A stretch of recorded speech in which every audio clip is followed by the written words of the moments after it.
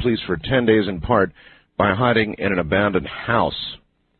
A Ukrainian immigrant told detectives he killed his pregnant wife, 3-year-old son, aunt, uncle, and 2 9-year-old cousins during the August 20 rampage because they were, quote, poisoning, end quote, him.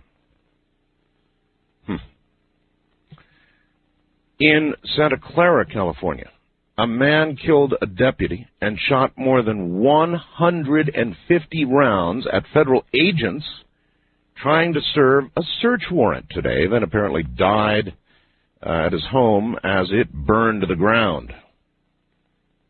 In Nigeria, thousands of people have been left homeless, at least 14 people dead after torrential rains washed away homes and caused 2 dams to break along a river in northern Nigeria. The weather again. Get this, hacks, Art, another cycle of mass killings on us. Sacramento, slaughter of 5, Iowa, slaughter of 7. Another example of why the government should know what everyone is thinking and store those thoughts in a database so they can look for criminal intent on the part of the citizens. From my radon...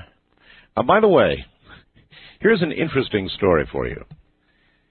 When I first started doing what became this talk show in Las Vegas, oh, God, what is it, 15 years ago now, 14, 15 years ago, I had a headset microphone combination that I'm using right now. Now, last night you may have heard the show get disrupted about 30 minutes into it. Well, I had one brand new headset I was using. When I came out of the break, there was no audio. No audio. It's the worst thing could happen to you in radio. And so I ran the commercial set and tried to come back with a second brand new headset. And again, no audio. So I told the network, roll a tape, God, get something on the air. There's no audio coming from here. And I started checking and everything. Finally, nobody could figure 2 brand new headset mics would fail, right? I mean, that's impossible, right? Wrong. That is exactly what occurred. And what did I finally grab? I grabbed the original headset microphone, which I'm using right now, I might add. The one that I began with 14 or 15 years ago, and it's still cooking, as you can now hear, while 2 of its newer cousins are on the way to headphone land. So this old sucker's still humming along.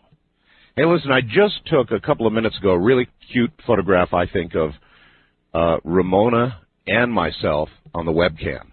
That's on my website at artbell.com. Go to program and then go to Art Bell Studio Cam, and you'll see it. I took it, let's see, when did I take that? 10:01:05, so 1 minute after 10 o'clock, which was a few minutes ago. All right, as I usually say, I don't want to alarm anybody, but my radon earthquake detector, this is a fellow who I've been dealing with for almost that many years in California, who measures the radon level in his well, the siding of the well, has reliably predicted earthquakes for a long time on this show. He reiterates today, in fact, he says, Art, the highest radon count I've ever seen just came in, and he predicts a large earthquake in Northern California within 9 days near Santa Cruz, San Francisco, and a 6.0 quake near the California-Mexican border. So, as I have always done for him over the years, with remarkable, even scary accuracy, I document your prediction. We'll see what happens.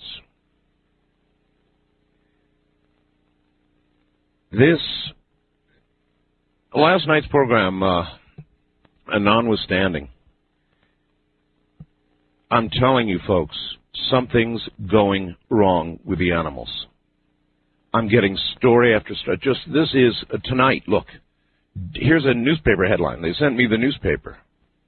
It's the Daily Herald. Headline, Deer crashes through Des Moines Plains office window. Bright red blood stains the walls, the carpet, and the furniture. Shards of glass scattered all around the small office. One woman's gray skirt ripped as she ran for help. Such was the debris left behind by a 3-year-old white-tailed deer who both scared and amazed employees at Snelling Staffing Services in Des Plaines. Des Plaines it is, not Des Moines. Des Plaines, Plains. I never heard of that. Anyway, when she burst through a first-floor office window Wednesday morning by happy coincidence, the woman usually who would have been working right next to the window was home caring for a sick child. But the 2-hour ordeal didn't end as happily for the beautiful but battered doe. Massive head injuries, internal bleeding, and on and on and on.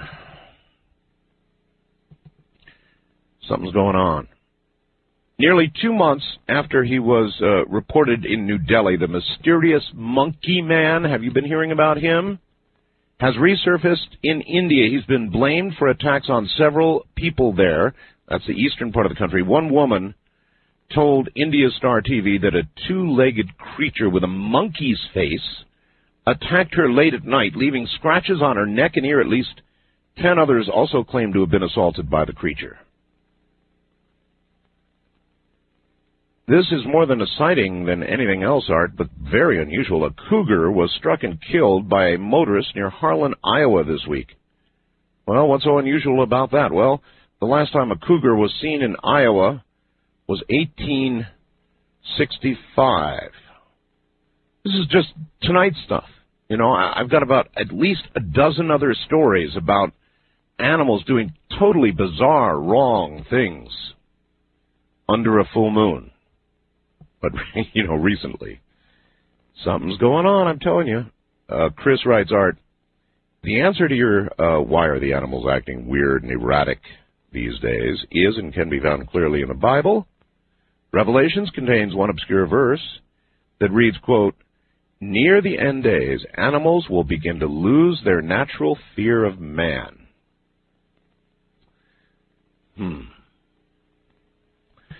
So, pretty strange times. Well, hey, guess what? I haven't done this in fully at least a year, and so since it's a full moon, Friday, open lines, I am going to restrict one line, my first-time caller line, and I am going to, especially before the...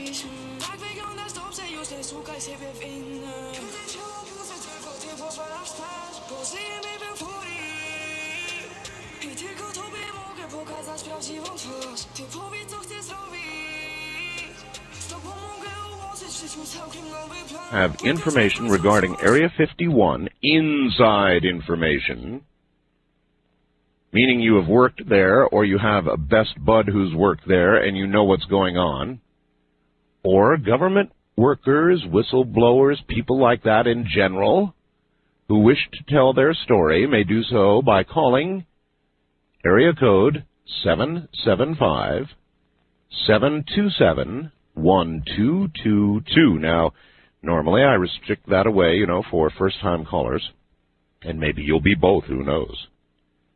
But that shall be our Area 51 government worker line throughout the night. So we're disabling that line for tonight only. That's 1-800, area code 775-727-1222. In a moment, I'll be right back. We're getting very close. Stay right where you are.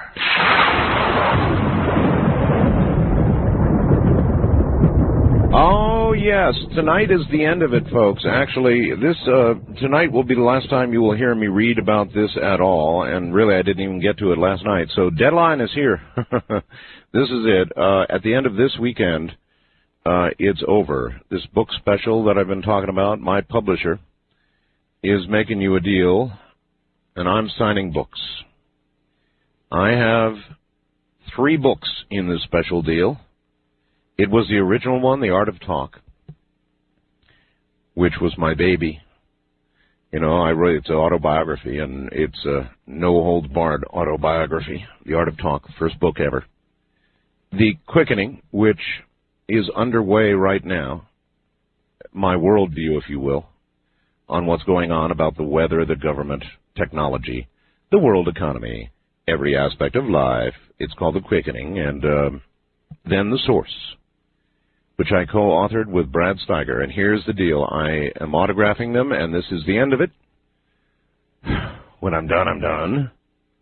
And this really may be the end of it. It certainly is the last ad I'm going to do this year, and maybe ever. So, last autograph offer ever. You can get all 3 books for $59.95 plus $7 shipping and handling, or you can order them autographed individually. And when this weekend ends, it's over. Now, of course, a story like this has to come to us from London, England. The Associated Press, Dateline London, though. The view from space of a bright blue Earth is becoming marred by smoke and dust as environmental destruction grows increasingly visible, according to, brace yourself, the commander of the International Space Station. U.S. astronaut Frank Culbertson told the British Broadcasting Corporation, God, get that, BBC, that the view had changed markedly since his first space mission in 1990. Quote, there is smoke and dust in wider spread areas than we've ever seen before, particularly as areas like Africa dry up in certain regions, Culbertson told the BBC. I've seen changes in what comes out of some of the rivers in land usage, he said. We see areas of the world that are being burned to clear land, so we're losing a lot of trees. Now, this is an astronaut looking down on us right now who's speaking. Speaking from the space station, that's our brand new one up there, Culbertson said the changes were, quote, a cause for concern. We have to be very careful how we treat the Earth we live on, he said. Culbertson said he was also struck by the number of lights glowing on Earth at night. It's quite amazing to see how many people live down there and how much of an effect they're having on the environment and the land we live in, said Culbertson, who piloted the Space Shuttle mission in 1990 and 1993. Culbertson is the commander of the 3rd crew to reside in the International Space Station, a collaboration between American, European, and Japanese interests. The Space Shuttle Discovery launched August 10th to take Culbertson and 2 Russian cosmonauts to the station. So there you have the world view of somebody who is up there looking down on us right now, and you can imagine that the commander of the space station, the new one, would very likely be circumspect, you would expect, in remarking in any way on the state of the world from 10 years ago till now. You would think he'd be very circumspect about making such a comment, but he not only made such a comment, he made several very, very strong comments about the changes in just 10 years, warning us about the environment. For the commander of our International Space Station to make such a series of remarks is in itself absolutely incredible. I mean, you think about it a little bit. It's absolutely incredible. And so I attach a great deal more importance to them and seriousness than I think a casual read of this article otherwise would normally engender in terms of my the way I'm taking this. Anyway, to the lines we go. I said open lines, and that's what we're going to do. Wildcard line, you're on the air. Turn your radio off, please. Art Bell, I presume. How are you? I am just spiffy, thank you. I have tried so long to get on. It's amazing. I'm so glad we were thinking along the same lines of Area 51. Years ago, 1997, I was so sick and told I would never get any better than I am. I started to listen to you. I laughed myself well again. Did you really? Yes, I did. You were there. I provide that much humor? Oh, it was wonderful, that wild man with the time machine. Oh, yes. The guy that called and said, take marijuana away, that's like apple pie and cheese. You remember a lot, yes. Oh, it was wonderful. So many things, and I'm so grateful you're there. I hope you stay there forever. Very kind. Do you have anything you wish to disperse to the zillions tonight? Gee, happy birthday whenever it comes, and be glad you're alive, and hug everybody around you. All right. And listen to our bell. All right, then let me add for you one more thing. Have a nice day. You too. All right, see you later. We got it all in there. East of the Rockies, you're on the air. Hello. Art Bell, hi. Hi. Man, a long time. Yes, sir. I've just been absolutely astounded by these glyphs. It's just Look, it doesn't get any better than this. It doesn't get any better. Everybody I've talked to, just about, has said these glyphs could not have been made on the ground. Period.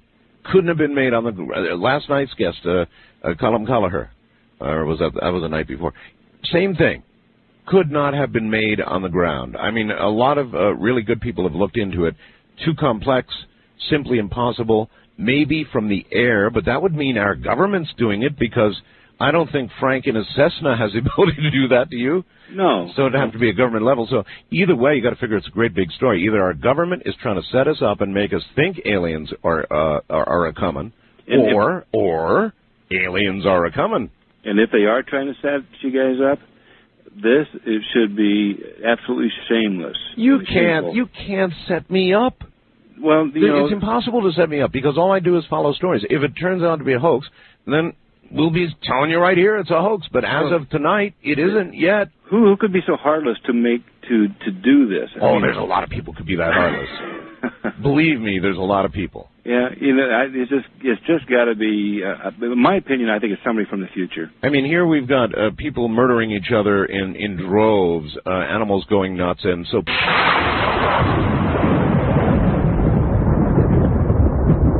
Here is an actual fax that I received warning me. It says, Mr. Bell, they are coming for you and your callers. The Official Secrets Act may become a reality by next week, according to the Washington Times article, The Big Chill, that's what it's called. He goes on, if this becomes law, Area 51 lines, government secrets lines, and so forth will only be in dreamland. Maybe they'll get you for publicizing remote viewing. Well, now, on the one hand, I don't believe this. I don't believe they'll get me, but they might. They might. I don't know if I'm included in this or not, to be honest with you. So I thought, well, what the hell, be on the safe side, and we'll open up the Area 51 government worker line tonight, before next week. Probably doesn't pertain to me. Or does it mean the suits will be here again? On my Area 51 government worker line, you're on the air. Hello. Hello. Hi there. Where, pray tell, well, if you want to tell us. I'd rather not. I was just wondering how secure this line is. The information I give, there's no caller ID, right? Oh, no. No, I don't have caller ID. Okay. I don't even want it. I was once an electrical technician on Nellis Air Force Base. I was on the base proper. We had approximately 100 structures there. They said stored nuclear weapons, 50 with the nukes and 50 with the collars. Oh, listen, I believe that. What do you mean collars? That's the collar that goes around the nuclear weapon that causes it to explode. Well, we had a lot of problems with lights, strange noises. I was an electrical tech, and I never got to go out there at night except for one time. He was a scientist. I really can't give any names, but we went out, and there was a standard glow that he said he saw around certain structures. And I said, well, what is that? Wait. Do you mean buildings? You mean the buildings out there around buildings that were near Nellis? It's on the base. On the base, on Nellis. It's on the base. So you're talking about a glow around buildings there, right? These were the concrete structures. There's 100 of them. It covers approximately a mile square. And that's where the big babies are housed? That's where they're at. And there would be a glow around them? Different individuals at different times. And I said, well, I never got to see these glows. And he says they would bring us out at night, wake me up and bring me out. That's what he told me. And I said, well, what was the problem? Because I was in the electrical field. I said, what was it? Right. And he says, it's the spacemen. And I said, what do you mean? He says, Blue Book Project. And I said, well, that's been closed since, 73 or so. This was not an officer. Was it an officer? No, he was a civilian. There was about 20 techs, and he was one of the civilians. And he wasn't kidding? No, not at all. He wasn't laughing. He wasn't snickering. He said, no. He said, didn't you know about it? And I said, no. All I do is check circuits and run for voltage and amperage. And he says, well, this is the real deal. And as you well know, sir, Nellis is support for Area 51 here. No, well, I'm really not up on this UFO thing. As a matter of fact, this is only the second time I've ever heard you on the radio, and I just thought, well, that'd be interesting for your viewers, or maybe somebody has some connections out at Nellis could find out a little bit more about it. Glowing buildings, great. All right, sir, I appreciate the call. Thank you very much. Got you. Take care. That had the sound of reality to it, didn't it? Okay. All right, so Area 51 workers and government workers wishing to blow some sort of big whistle at area code 775-727-1222. If that's not you, call one of the other lines. Don't call that line. We're going to hold that line open just for people in that man's kind of category. My. Glowing buildings. A wild card line, you're on the air. Hello. Yes, I'd like to thank Art for asking the tough questions in that FBI interview with Candace DeLong. You're very welcome. This is Art, sir. Oh, I'm on the air. Okay. Yeah, that's how I don't have call screeners, so you just go on the air. Okay, great. Listen, I really want to thank you, Art, for that interview and asking Candace some tough questions there. I don't know if you've had these folks on as guests, but did you ever have Dan Gifford, the retired journalist who did the Rules of Engagement documentary? In Waco. I don't think so. I had somebody on about that long ago, but it wasn't him. Mm-hmm.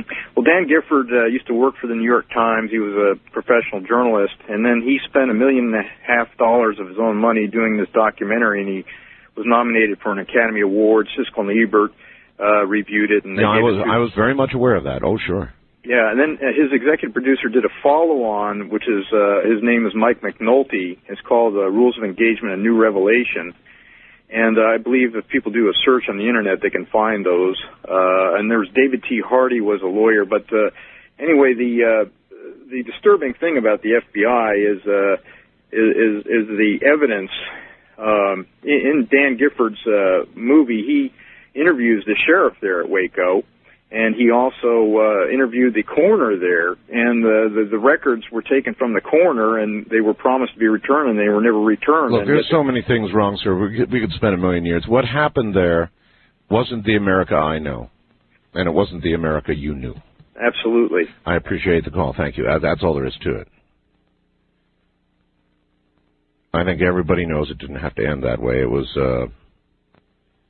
was really bad news on everybody's part. Really bad news. East of the Rockies, you're on the air. Hello. Oh, hi, Earth. How are you? I'm okay. Okay. That's good. I know you get a lot of mail. Probably, thousands a week. I sent some copies of some pictures that a friend of mine took up in Pennsylvania. Pictures of what? That's a good question. Well, it is some sort of a entity or something disappearing into a wall. Actually, a mural that's on the wall. Disappearing into a mural? Yeah, he sort of walked in on this thing. Now, listen, that kind of photograph, I guarantee you, I would remember. I don't think when did you send this? It's probably been about a couple of months now. Oh, something happened. I would have, number one, I guarantee that one would have jumped out at me, and I would have scanned it, because I've got a scanner here, and I put it up on the website right away. So, well, I did send just color copies of it, because I wanted to make sure if I sent the photographs that never, ever send the originals. Well, it's all I've got, and I'll be happy to send them to you, really. Do not send me the originals. Not unless we make special provision. Don't do that. Well, that would be fine, too. I mean, I don't trust my mail. Okay. I don't trust my email, and you shouldn't either. You perhaps would have less cause, but now that you've gone on the radio and said this, you've got plenty of cause. All right, please resend them, all right? Okay. Copies. Copies. Yes. I mean, they're the clearest thing I've ever seen. you can distinctly see, like, probably about 3 or 4 different faces in this thing. It's like a dragon. If you look at it one way, it's kind of like a skull. It was taken by a friend of mine up in Pennsylvania. It was a house where, I guess the man that had owned it, or the family, the owner was, it was back with Prohibition. And he was... That makes it even more valuable. So all I can say is get me the photograph, and I promise you, if it's what you say it is, it will be instantly on the website. But I'm smart enough not to trust my mail, and I'm smart enough not to trust my email nor my telephones. I just assume everything is looked at. And you should assume the same thing. They have the ability to keep tabs on us, period. They can process and profile faces, hundreds, even thousands at a time, coming into something like the Super Bowl. They can monitor email. They can monitor phone calls. I'm not saying they are in every case, but in my case, well, you tell me. If you were a government guy sort of monitoring what's going on out there, would you check out what I get? I'll leave it at that. West of the Rockies, you're on the air. Hello. Hi, Art. This is Matt from Albury, California. Hello, Matt. I have a Bermuda Triangle story for you. Okay. It comes from a cousin of mine, who shall go nameless. She is a U.S. Navy fighter pilot. Mm-hmm. And her squadron commander told her that in the early 80s, he was on a carrier headed out from Norfolk, Virginia, right, to the 6th Fleet in the Med. Right. And the Russians would send Tu-95 Bear bombers from Murmansk on the Kola Peninsula down past Greenland and Iceland, out into the Atlantic to look for the carrier, yep, and then go on to Cuba. Sure. Well, her CO was then a JG lieutenant, took off to intercept the Bear with his CO. Right. And they formed up on the Bear. They'd be taking pictures. They'd be talking to the Russians on the International Guard channel. Right. And her and the senior pilot said, "Say, Ivan, do you guys know you're headed through the Bermuda Triangle on your way to Havana?" And everybody laughed except for one Russian who said, "The Bermuda Triangle is nothing but a tool that capitalists use to frighten the masses." And everybody laughed, and there were even people on the carrier listening who were laughing. Yes. But the CO said, "Well, Ivan, if that's the way you put it, but if you go down there and you encounter something, don't say it didn't warn you." But they said, "We'll see you later next time." And they tracked the Bear off radar, and then they came back to the carrier. Mm-hmm. The next day, they got a message from Atlantic Fleet in Norfolk asking for the last known position of the Bear, its course. Had to be. Went down, right? The Bear never arrived in Cuba, and the Russian naval attaché had gone to the Pentagon asking for help. And so all you need to tell us now is who had the last laugh. Whoever's in the triangle. Yes, that's right. And one other thing, you mentioned a while back you were curious about UFOs going into the water, out of the water, and under the water? Yeah, that's right. Okay, there's a book. It is long out of print, so you have to go to a used bookstore. But it's called Invisible Residents by the late Ivan T. Sanderson, who was a marine biologist, but in World War II was in naval intelligence.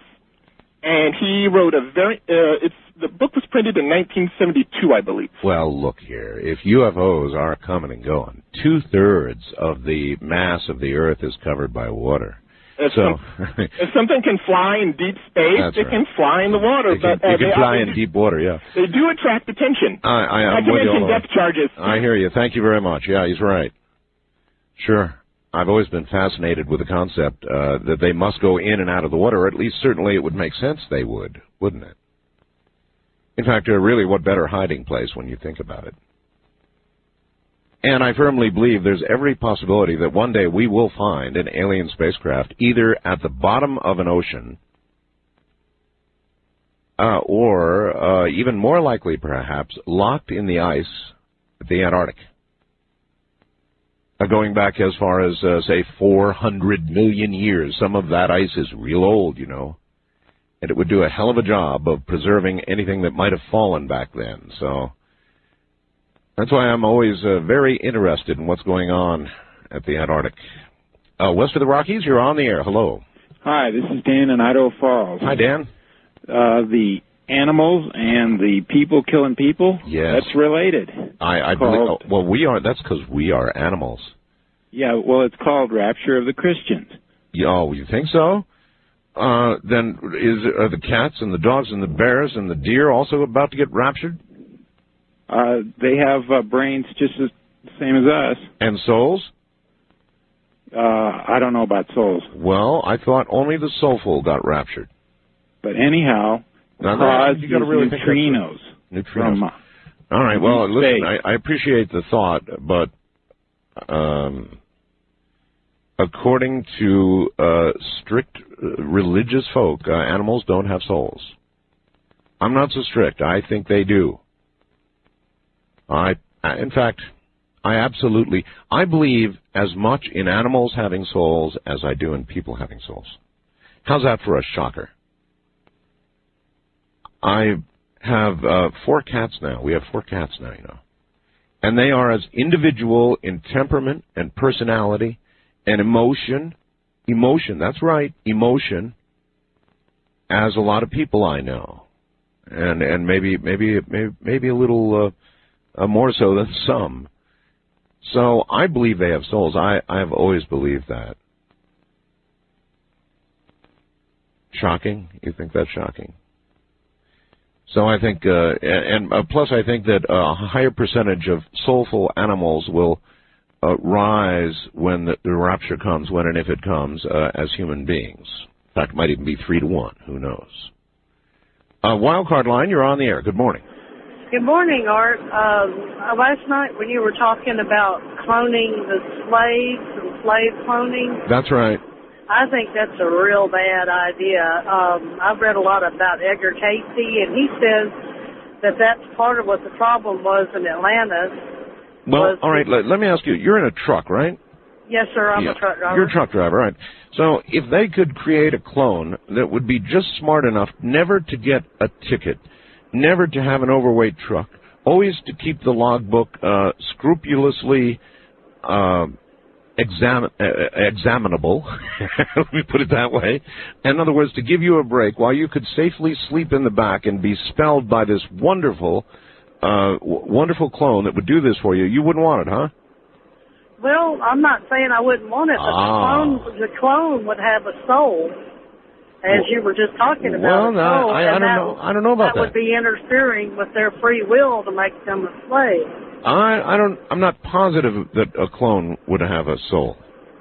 I think it would. I mean, if it has a life, then it has to have a soul. There's some form of consciousness within the being that gives it life. Otherwise, it'd just be a zombie. And, but you still might want one. No, not really. I drive with my husband. It gets crowded in here. We had 3 people. Three's a crowd, right? Yes, sir. But anyway, Edgar Casey was saying that that's part of what caused the problem in Atlantis and brought about their downfall. I don't know if you've heard this or not, but the Sons of the Law of One believed that these mixtures that were kind of like centaurs and mermaids and, were the... Yes.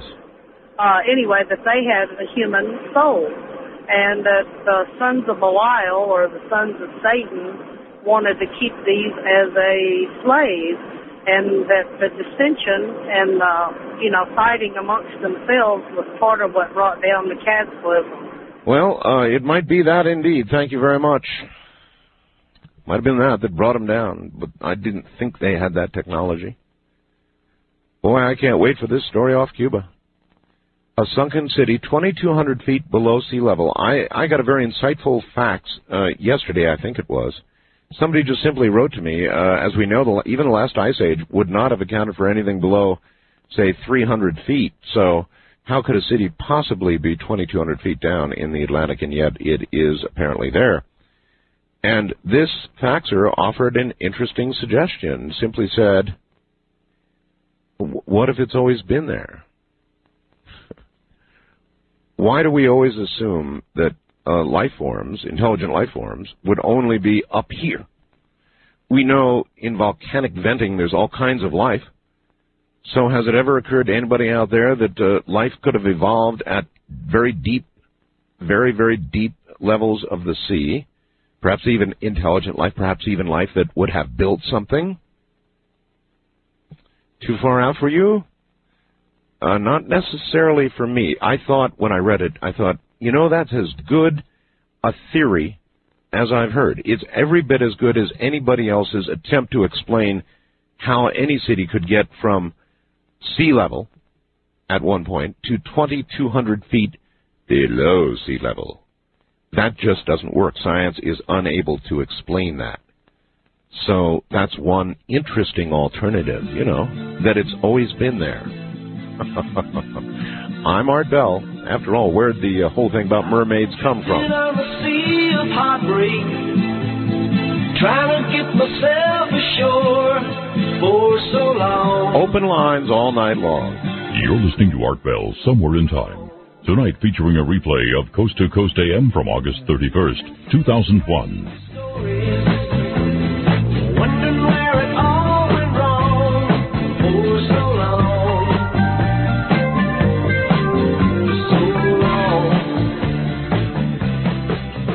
August 31st, 2001. Let us lay heavily on the international line tonight, since we're in open lines.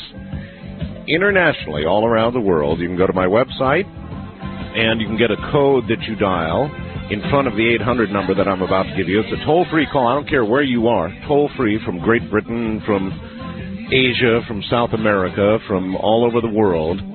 Or you just get hold of the AT&T operator, as Ross said, and have her call 800-893-0903. So we'll be in all open lines all night. 800-893-0903 worldwide, toll-free. Pretty good of the network, huh? Hey, I've got some information on a new, on a secret movie that's going on right now.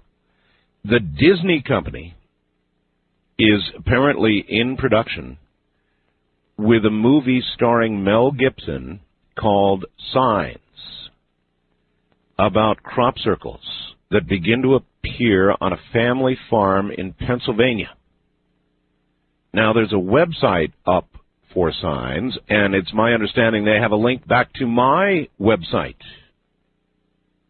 It's simply going to be called Signs, and again, it stars Mel Gibson, subject crop circles. That's going to be a monster movie, and I wonder if, well, I wonder a lot of things, actually. You look at what the media is doing, and it's, you've got to admit, it's pretty interesting. Here we have a full-fledged motion picture about crop circles coming up. It's got to make you wonder just a little bit.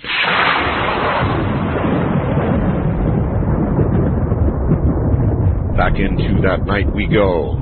Open lines all night long. One restriction, I'm tying one line up for Area 51 callers and government workers who wish to blow the whistle. The number is area code 775-727-1222. If you have anything else at all, call any other line, because that's all I'm taking on this line. And on that line, you're on the air. Hello. Hello. Where, pray, well, you don't have to tell us. Do you want to tell us where you are? West Virginia. Okay. What is the name you would like to give us? Remo. Reno? Remo, R-E-M-O. R-E-M-O, Remo, okay, Remo. Remo. All right. As I said before, my brother, 7 years older than I, was Air Force security. He spent several years at Nellis, did 2 years in Vietnam, and came back and was reassigned to Nellis. And he was one of the guys that rode around in the white Jeeps that you see on TV in Area 51. Really? Yes. He doesn't talk much about it, but I've been able to get him to tell me a few things that he has seen out there. Like what? For instance, a doorway. He said it very much resembles what you use now when you go through airport security. Is this a doorway in a building? Yes. Yeah, okay. It's a very large building, underground. Underground? Yes. Okay. But I'm sure most of your listeners and you, Mr. Bell, I'm positive, have been through the portal that you have to pass through for airport security. Of course. Too many times, thank you. Very similar to that. Uh-huh. However, when you step through this portal, when you step out, what he has expressed to me and what he has told me he's seen, you step out approximately 100 yards away. Wait. You mean without walking the 100 yards? Without. You go through a door and you have moved physically 100 yards? Yes, there's an identical doorway 100 yards away. Oh, really? And when you step through the first doorway, you step out of the second one without ever actually having traversed the distance between. Now, let us think. What might that mean? Let's see. What might that mean? That might mean that you are moving into a different time space of some sort. You passed through some sort of portal. Some sort of portal, yeah. Oh, that's really interesting. Anything else? He told me that he did not see any evidence of alien presence there. Well, but that may have been withheld from him. Sure, I'm not surprised. But that's a lot for him to have seen and to talk about. Do you believe your brother? Yes, I do. As a matter of fact, I do. Uh-huh. I appreciate the call, sir. Thank you. Thank you. That really is interesting. Now, obviously, or possibly, the man may not have had clearance to see anything more. You can certainly imagine that if he's security level. However, if he really did observe something that moved one as you go through one door, as in a portal, that's really interesting, because could it be true that what's on the other side of that door or portal has to be in that particular time space to be kept where it is, underground at Area 51? That's interesting. Wildcard line, you're on the air. Hello. Oh my God, I can't believe I got through. Well, believe it, you have. Where are you? Upstate New York. Okay, welcome to the program. Yeah, I was wondering, I had a couple things, but I was wondering if there was any way that you knew of that you could, like, increase your odds of being abducted by aliens. Well, there probably are, but, first of all, how old are you? 14. 14. Why would you want to be abducted by aliens? I mean, haven't you heard the stories of what happens to some people who are abducted? Well, yeah, but... Long tables where they strap you down. Have you heard about that? Have you heard about the tables? No. No, they strap you on tables sometimes. So? Have you ever seen a needle about 8 or 9 inches long? No. They probe you with those kind of needles. Oh. But my life is boring, and I'd have, like, a tail to tell. You don't really want to be abducted. Yes, I do. Well, what if I got abducted by friendly aliens? I know, but isn't that a little like rolling the dice? I don't care. Are things that bad at home? Yeah. Well, listen, I'd reconsider if I were you. Why? Well, because you could be a lump of clay. You could be, who knows what might happen to you. I really think that you should, before you even ask such a question, you should think much harder. Okay. All right? Okay. All right, go away and think about it. Okay. All right, see ya. You don't want to be abducted by aliens. You're too young. Your parents would worry. Besides, those things I said are true. A lot of abductees talk about all kinds of things you really wouldn't want to happen, believe me. East of the Rockies, you're on the air. Hello. Hey, Art, you probably scared that poor girl half to death. I hope so. She does. She shouldn't want to be abducted by aliens. Well, God knows I definitely do not want to be abducted by aliens. I got a couple quick questions for you. Last night's show was fantastic, especially the news about the historic astronaut. From Dr. Greer. Yeah. Yes. Fantastic. If I were to guess, I'd guess Armstrong. Nobody can fault me for guessing. I bet it was Armstrong. Oh, yeah, that was my first guess, too. My question about it was, did he or do you know of any sort of timeline as far as when this might be revealed in regards to last night's guest and also in regards to when these glyphs that were over in England might be explained a little deeper? Well, all right, one at a time. No, as far as the astronaut speaking timeline, I have no idea. I did ask, and the answer was never, unless the astronaut decides to speak of the matter. And that was Dr. Greer. That's what he said. That's where we had our microphone trouble. Pretty odd, right at the bottom of the hour, and then we picked it up again live just before the top of the hour, if you heard that interruption. So that's the answer to your first question. Now, I don't know about your second. West of the Rockies, you're on the air. Hello. Hello. This is Mitch. Hello, Mitch. Where are you? Ventura. Ventura, California. Okay. The Magic Christian. Yeah, actually, you're down near the area where my radon earthquake detector guy is. That's about where they measure the radon.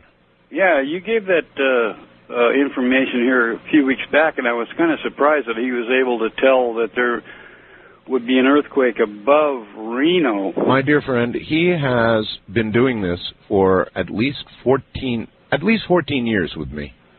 Well, I know magma under the earth probably travels great distances, so it's not beyond the realm of possibility. But No. Radon is a naturally emitted radiation from the earth, and to be down in a well casing monitoring that is, I think, at least as good a predictor of earthquakes as I know of. That and animals' behavior and so forth. That's about 600 or 700 miles. So I was just kind of wondering. Anyway. Art, I was going to ask you, last night you were blown off the air the second half hour that you were on with yeah, that's right, Dr. Greer. And I don't know if you asked him during the time that you thought you were on and you were off, but did the subject of the personnel below the Department of Defense secretary who were, in essence, disregarding orders, were they military personnel that could be brought up on charges of insubordination? In some cases, that would be true, yes. Oh, so there were people in direct chain of command. Oh, yeah. See, that was never brought up on the show last night. Well, look, all the way across the board, whether it be civilian or military, the good doctor is saying, your signed papers and your oaths don't mean anything. The Constitution means more. Well, I was wondering if, they were talking about civilian subcontractors. Both. Or if they were talking about military uniformed personnel who were disregarding orders. Both. Because that was never made clear during your show. Both. Okay. Okay, thank you. Yeah, both. And that's the case he's making, that no matter who it is, military or civilian, any oath taken is invalid, in his opinion, because it's simply unconstitutional. It's operating outside the U.S. constitutional limits. I mean, there are civilian heads of our government that don't even know what the hell's going on, and that certainly is a breach of the Constitution, if that is true. And so based on that, the doctor is saying those oaths are without value. First-time caller line. No, make that our government worker area 51 line. You're on the air. Hello. Going once, going twice, gone. Wildcard line, you're on the air. Oh, hello, Art. This is Scott in San Jose. I'm listening to you on Hot Talk 560 KSFO. Yes, sir. Okay, just allow me two short digressions. First, was your first syndicator the Business Radio Network, or were you actually on a few stations even before that? Oh, before that, sir. We began as a totally private concern. One radio station, then two, then three, and so forth. And then we went through a few different owners, and finally, now, of course, owned by Premier, but we began at ground zero.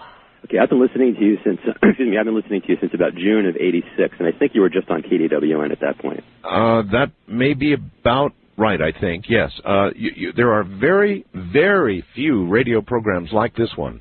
Most radio programs, most all network radio programs are launched by a network in the first place. As Rush, when he jumped into syndication, Dr. Laura, and I could go through just almost all of them. They're launched by networks. They may be picked up from one single station, but they're launched by networks. We created a network.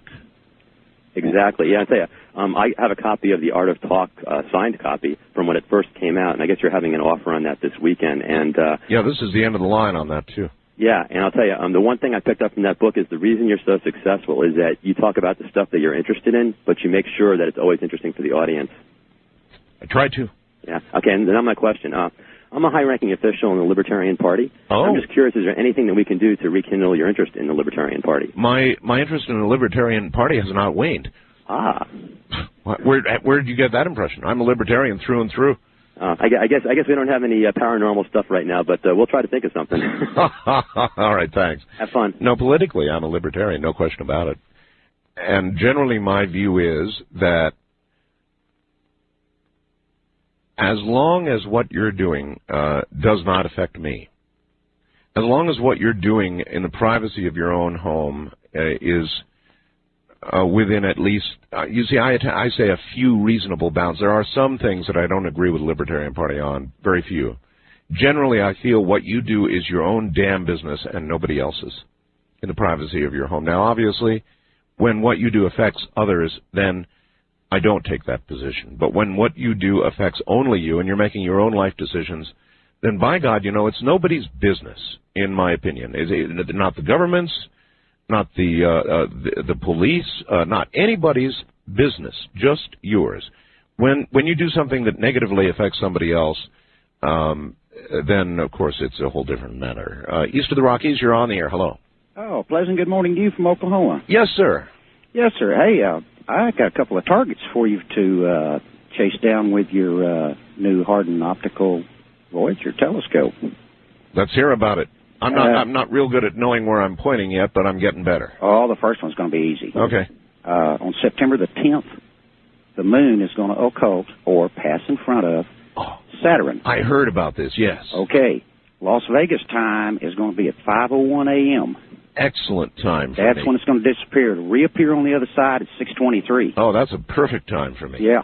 It'll be a little earlier here in Oklahoma, but that's going to be easy. And if you've never seen anything like that, this is going to knock your eyes out. Telescopes are really cool. Oh, yeah. As a matter of fact, Hardin Optical donated one to my astronomy club for our big star party we have. Did they really? Oh, really? I sent you some mail on it, some snail mail, so you'll probably get it. You'll see it. That was really nice of them. Oh, it was. That was real nice of them to do that for us. Okay, that's one target. Okay, the second target, you get off work tonight, drag that 6-inch out, chase down a little comet. It was discovered back in August. Oh? And it should be, according to the maps, they're claiming on the 1st of September, which I'm hoping that'll be, usually they set those for the morning, the night of, the day before, and the morning of, right below Jupiter. Now, the moon's not quite full, won't be full of Sunday night, but it's blocking. This is a real dim thing, real small, and it should be directly below Jupiter. Yeah, there's a lot of moonlight out there right now. There is. Like I say, it won't be full of Sunday night, but there's enough to wipe a lot of stuff out. It's very, very dim. It's only about 10th magnitude, that's within range of that 6-inch. Oh, sure. But with a full moon, I don't know. All right, sir. I appreciate the call. Thank you. He's right. Even looking at the moon itself, when the moon is full, it's not really the best time to look at it. It's actually too bright. The detail relief you get is not as good. You're better looking with the telescope at the moon when it's like a half moon, something like that, or even less. And it's unbelievable. It's absolutely spectacular. On my Area 51 government worker type line, you're on the air. Hello? Hi. Hi. This is Raven. Raven, okay. Where are you calling? Well, you probably don't want to say. No, I don't. And Raven is a sort of just a nickname, right? No, it's a code name. I was of course. I was on Area 51 in 1958 from the inception. From the beginning of Area 51, you worked there? That's right. I was aide-de-camp to a general that I won't name. All right. How long in total did you spend at Area 51? Probably about 6 years. Did you see anything that we all hear the rumors about up there?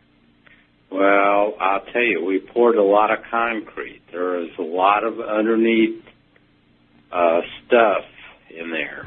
Can you afford to hold on through the break here, Raven? Yes, I can. You can. I would have imagined a lot of concrete underground. Raven, an Area 51 worker from 1958. Wow. I'm Art Bell. This is Coast to Coast AM. You're listening to Art Bell Somewhere in Time on Premier Radio Networks. Tonight, an encore presentation of Coast to Coast AM from August 31st, 2001.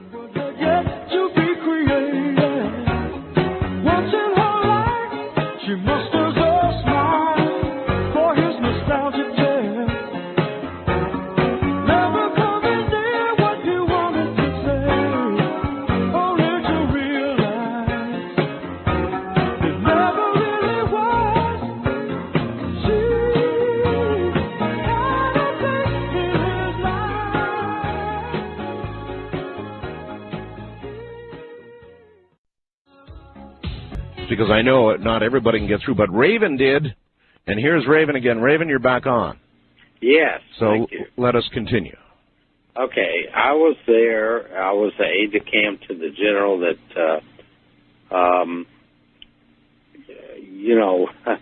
he was there when the first concrete was poured in the place.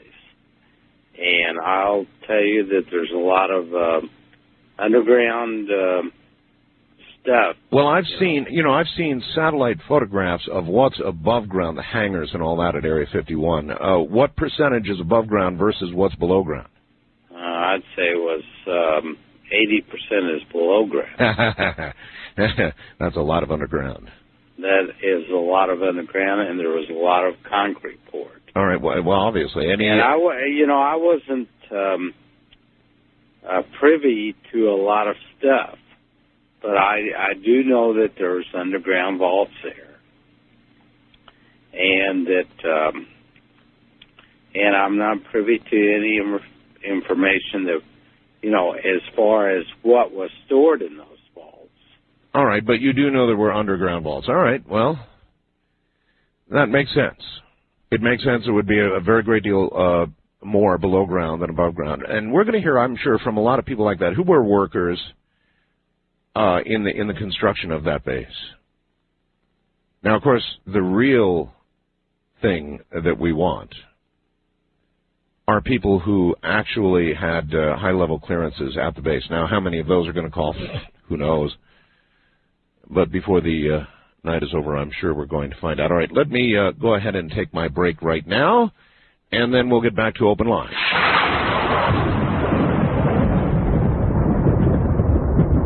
Now, back once again to my Area 51 government worker line. You're on the air. Hello there. What name do you wish to give?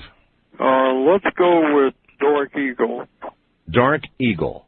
Right. Raven and now Dark Eagle. And you, what is your status, sir? What is my status? Yeah, in other words, do you work there? Have you worked there or what? 25 years. Are you presently an employee of Area 51? Yes. Oh. And you've been there for 25 years, my God. Yes. We were working on back engineering of alien craft, S4, in Groom Lake. S4? Right. And what, do you want to say what kind of area you work in? I just told you, S4 at Groom Lake. Well, okay, you actually work at S4? Yes. And you're confirming they're back engineering alien craft? That's what I do. All right. Can you describe? What can you tell us about these craft? What can you tell us about? Well, once we understand how they operate, and we get this information directly from aliens. From live aliens? Yes. Who we have persuaded to tell us about their craft, which we have there. How many people would you say work there? In my area? Yes, sir. 4. 4 people? In back engineering, yes. In back engineering. And how successful have we been in back engineering? Oh, I think extremely. So then would most of the really advanced craft that we are now using in the military come from back engineering through skunk works and then out to McDonnell Douglas and others. So the technology flows out of Area 51 and S4 into industry. Yes. Once we understand the principles, then we are getting the prototype out, and then the full production starts. How are you able to make this call to me? Well, I mean, obviously you can just pick up a telephone. I would like someone beside me to know this, and you're the perfect conduit. I say it as I see it. I've been listening to you for years. Are you an active member of the military or a civilian? No, I'm a civilian now, but retired military. A man called a little while ago about a door that he saw. A portal. A portal, yes. Have you ever seen anything like that? Oh, yes. Yes. Very much like Stargate. You've seen that. Are you able to explain what's on the other side of this portal? In other words, is it? Well, it is basically a time machine, and I know you're interested in that. I certainly am. Yeah, and you go through it, and you literally go into the future. All right. Well, for your sake, I'm not going to keep you on the line that long. Is there anything else? Well, there's not any way they can trace this line. It does sound different, that's for sure. Yeah. Anything else you want to get on before we terminate? Well, I just want you to know aliens are real. They are in Area 51 all the time, and they work closely with us. They think that we are the only hope of any world peace. They are very, very hesitant to help us design weaponry. Well, good for them. Craft to go throughout the universe is one thing. Weaponry to destroy mankind on Earth, they are totally against. Is that one of the reasons you made the call? Yes. I understand, and I thank you for your call, sir. Good night. Dark Eagle, huh? Well, I don't know. That part of it makes sense anyway, doesn't it? That they would have a great concern for any technology like that to be used for the wrong reasons. But technology is a neutral thing, pretty much. It can be used as you wield it, right? Good or bad. Wildcard line, you're on the air. Hi, Art. This is Steve in Pasadena. Hi, Steve. Hi. A couple of points here. At the top of the show, you mentioned the incident in Santa Clarita, California. Yes, sir. Yeah, it was an ATF operation. They burned the guy's house down after he started shooting at him. Yeah. Very reminiscent of Waco, so I think that's standard operating procedure with ATF. An awful lot of rounds fired. No, I mean, the guy got what he had coming, but it just seems like, if you shoot at us, we're going to burn you out. Well, as a general rule, it's not good to shoot at police. Oh, I understand that, and I mean, if you survive the incident, you probably don't do all that well in prison either. Yeah, when you shoot at police, they're definitely going to shoot back, and a bullet and fire are both lethal, and I suppose if it comes down to a lethal fight, whether you burn somebody out or you shoot them is incidental in that particular case anyway. Yeah, if you're going after one individual, it's great, but I mean, if you've got a compound of people, it's something else. It certainly is. Yeah, but second point is, you talk about all these wild animal attacks and all that. I'm just wondering, what do you think? You've got 4 feral cats in your house when you sleep. Well, they're not. No, I don't have 4 feral cats. I have 1 really feral cat. Yeah, but he's educating the other 3. Thanks for the thought, sir, and good night. They do give each other looks from time to time. Got to make you wonder. But I do have 1 extremely feral cat. Extremely feral. I mean, he is as wild as they come. And he still is. He will never get near another human being. Myself, for the most part, my wife a little bit, but pretty much me, and anybody else would be in danger of lost skin on sight. West of the Rockies, you're on the air. Hello. Hi. Hi. Turn your radio off, please. Okay. It's number 1. Okay, it's off? It's good. Well, that's good. And your first name is? My name is Vicky. Vicky. Hi, Vicky. Hi. Is this Art? Yep. Hi, Art. I just have a quick question. I'm calling from Washington State. Right. And I'm calling in regard to the UFO and the water scenario where you think that they go down into water? Well, doesn't it make sense? I mean, if 2/3 of the mass of the Earth is water, and they're coming and going, then occasionally they'd be coming and going from the water, I would think. Absolutely. Is that just the ocean because of the depth, or would it be a lake too? I could imagine a lake as well. Why not? Okay. Well, we live in a rural area south of Spokane. Yes. And for about a year now, we've been seeing real strange lights about 2 to 3 miles from our home. Yes, and do they come and go into a lake? Well, as soon as I heard that tonight, it reminded me of one particular night we were watching it, and we decided to try to locate it, try to follow it, and it is about 2 to 3 miles from our house. Right. And when we came to the spot where it disappeared by then. It was right over a lake. And we were both wondering, my husband and I were both wondering where in the heck it went. Well, come on, let's think about this. As the caller said, if you can travel in deep space, you can travel in deep water. Point one. Point two, if you wanted to essentially disappear from sight, how better to do it than to dive into a lake, or even better yet, into a deep ocean? You're gone. Nobody's going to find you. Exactly. It didn't even hit me until I heard your caller point that out. Well, it makes sense, doesn't it? And there have been a lot of sightings from military aircraft carriers and other sightings over the years that are absolutely spectacular of craft diving into or coming from the water. Wow. Yeah. Well, what are they doing? I mean, it just seems to, when it comes and goes, and we haven't seen it now for a couple of months, but when it's there, it hovers in that same spot. Yeah, hon, I have no clue. I'll tell you straight out, I don't have a clue. Who knows what they're doing here? Are they observing us? Are they doing environmental testing? Are they, who knows? Right. Abducting? Who knows? Well, it's kind of in a remote area, but it's pretty close to our airport. And I've seen aircraft fly by it, and it just sits there, and sometimes it'll get real bright. Oh, no, I'm with you. Welcome to the club is all I can say as far as the sighting is concerned. Just in case you didn't hear it last night, the news broke that the sighting in Carteret, New Jersey, the big, massive sighting in Carteret that rivals what happened in Arizona, all of a sudden the FAA is saying that they did, in fact, have objects on radar. Did you hear that?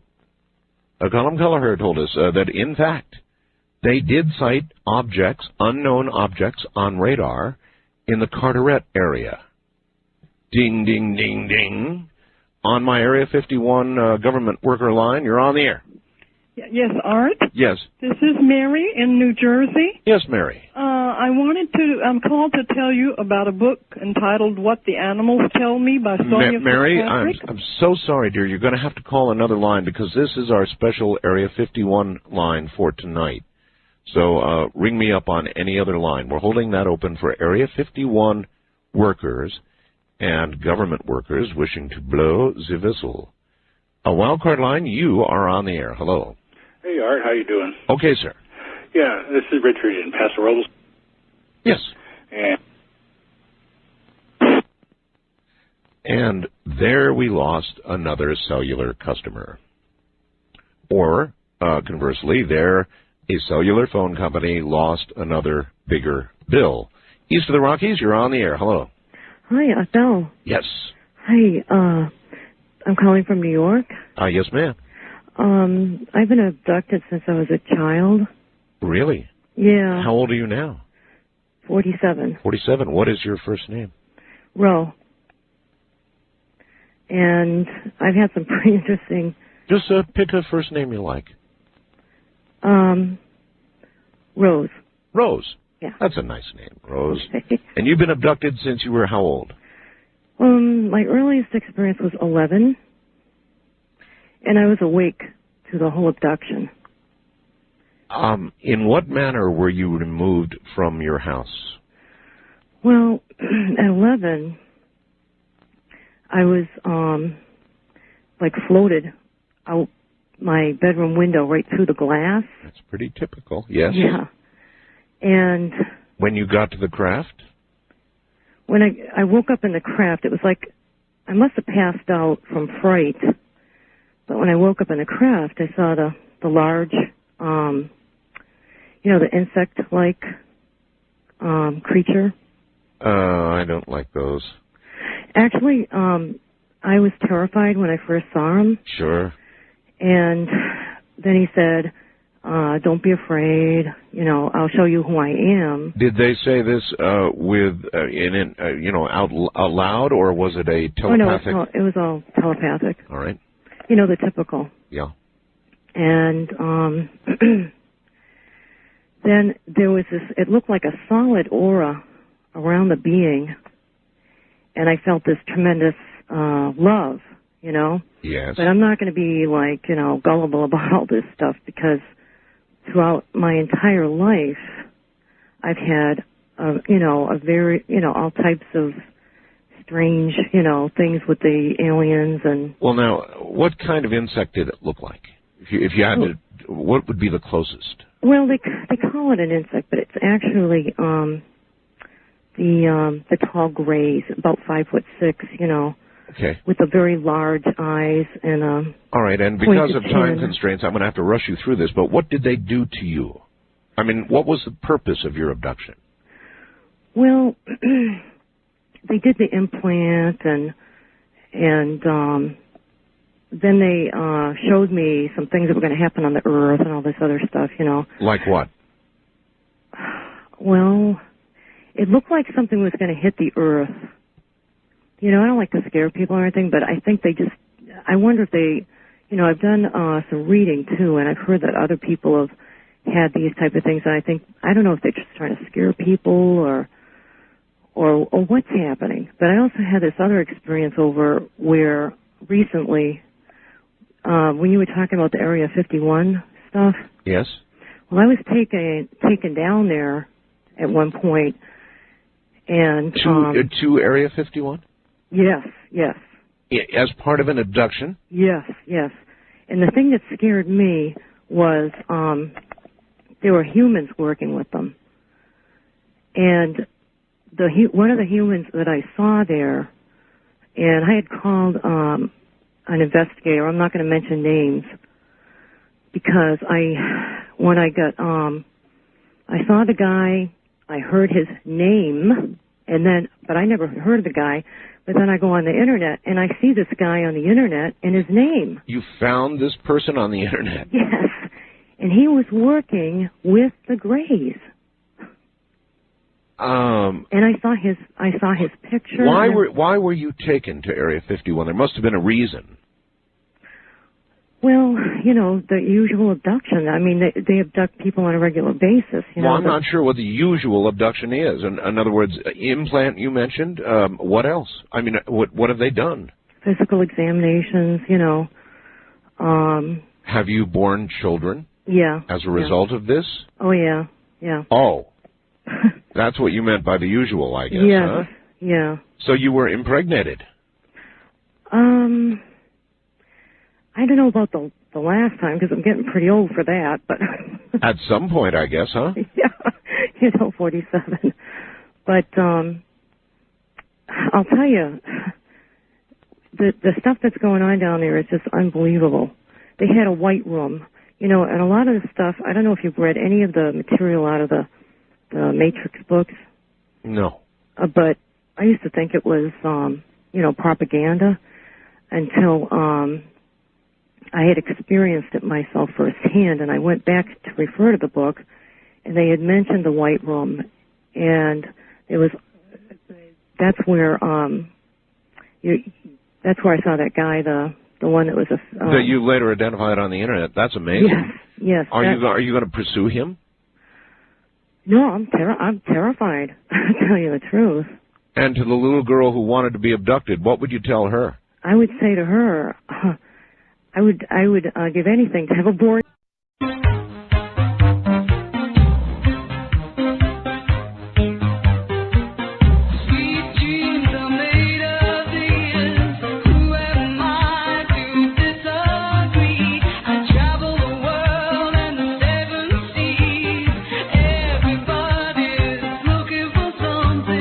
Some of them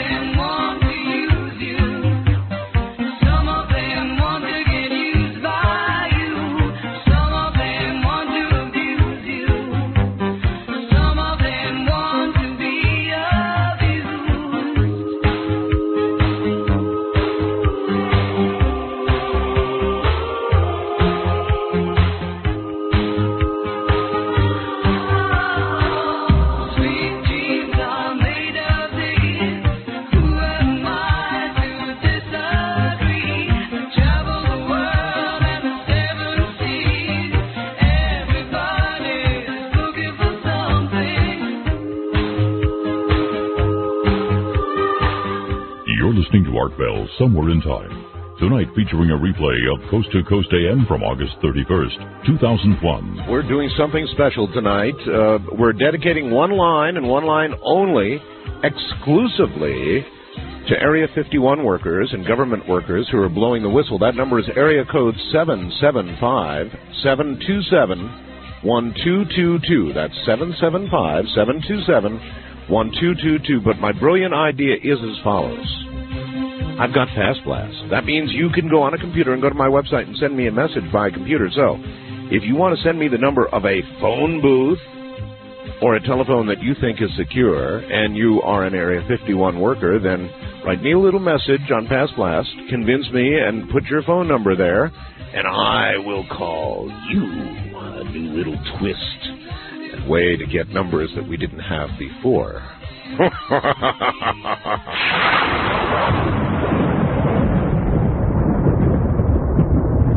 All right, back into the night we go, and on my Area 51 line, you are on the air. Hello. Hello, Art. Hi. Good morning. Good morning to you. What shall we call you? Sasha. Sasha. That's a nice Somewhere name. in America. Sasha is somewhere in America, okay.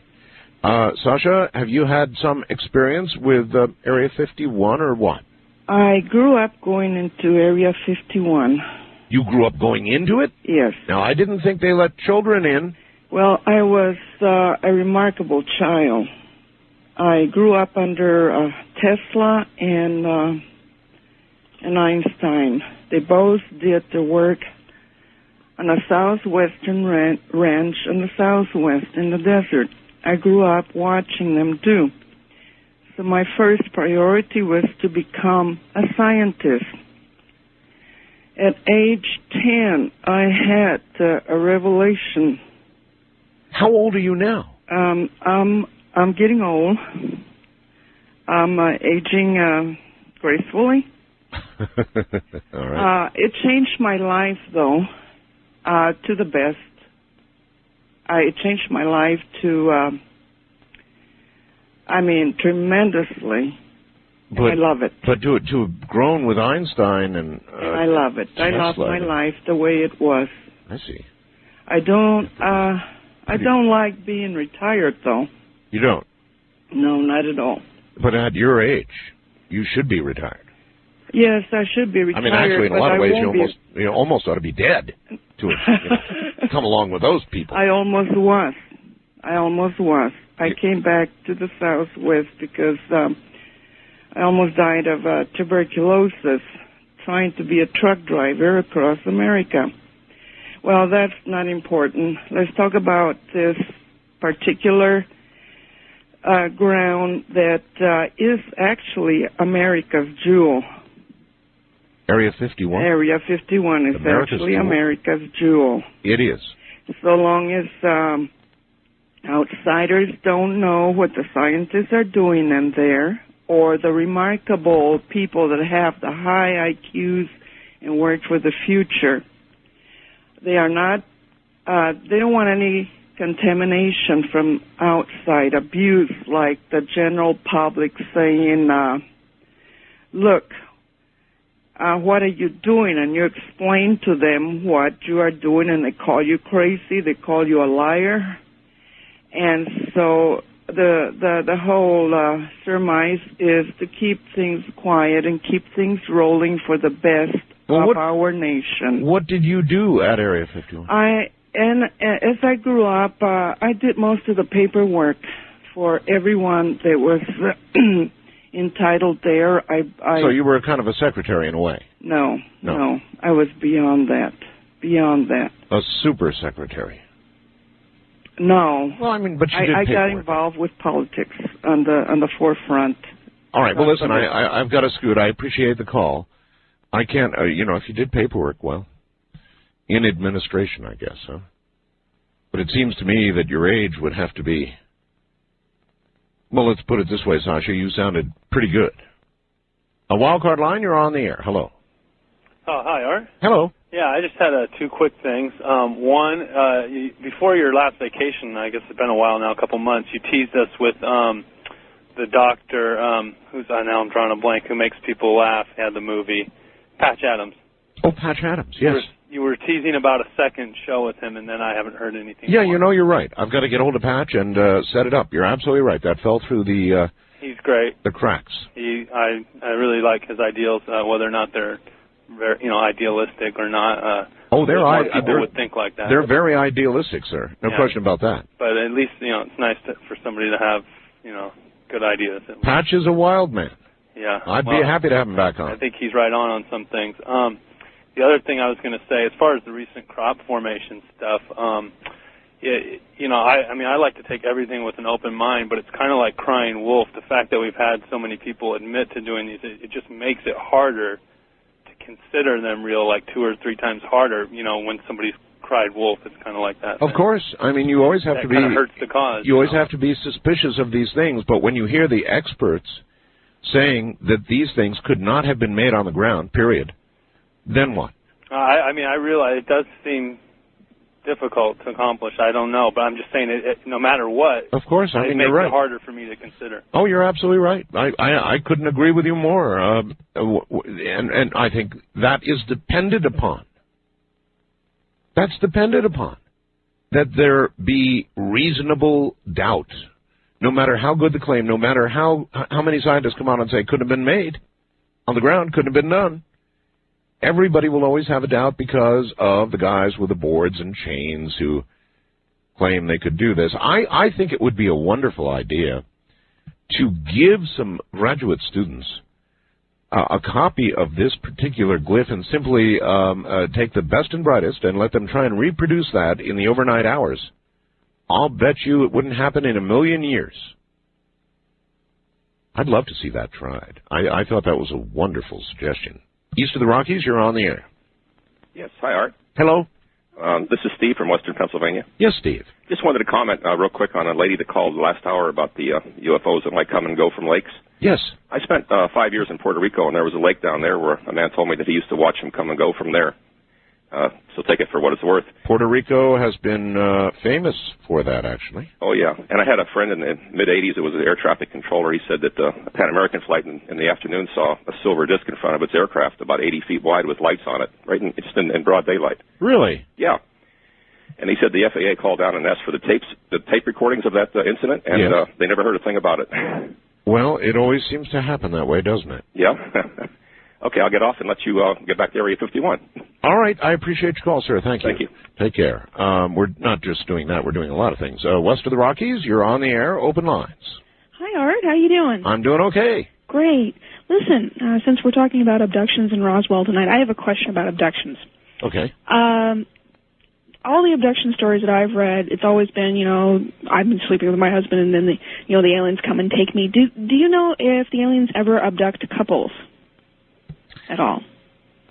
Do you recall any how about stories Betty like and Barney Hill? Well, that's true.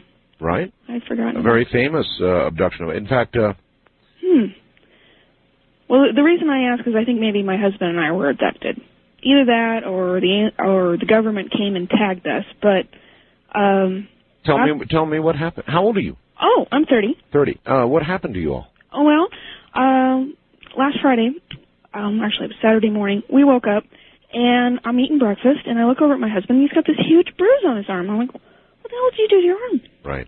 And he said, I don't know, what'd you do to your arm? And we've got the same crescent-shaped bruise on our left forearm. Really? And for the life of me, I have no idea how it got there. And it's not like we did anything, I run into stuff all the time, but he's very graceful. And to have the exact same bruise in the exact same place. Yes. I mean, it's weird. Do either one of you now have memories of what might have happened? I don't sleep very hard, and when I do sleep, I dream real vividly, and I don't remember anything. The one thing that was weird is when I woke up Saturday morning, all the shades were open, and I don't, we keep the windows all closed because neither of us like light when we sleep. Oh, my. So all the shades were open, and the cats wouldn't come in the bedroom until, later that afternoon, and they usually, sleep on us, so... You didn't happen to take a photograph of the bruise? I did, because they're, they're very distinctive. I mean, they're almost perfect crescents. Send me a copy. Oh, I'd be delighted to. Now, mine I can feel, mine's almost faded now, and I can feel a knot in mine, like there's something there. So I don't know if, if that's just like a knot or if there is something there. He said he can't feel anything in his. Any pinprick marks? Not that I've noticed. Maybe I should have my husband check. I don't notice anything, though. Wow. Very strange. And they were identical? Mm-hmm. Oh, totally identical, like the same size, about 3 inches long from point to point. That's fascinating. Send me a copy of the photograph. I will get it on the website. Okay, great. All right. Digital okay? Digital is just perfect, dear. Wonderful. Thank you.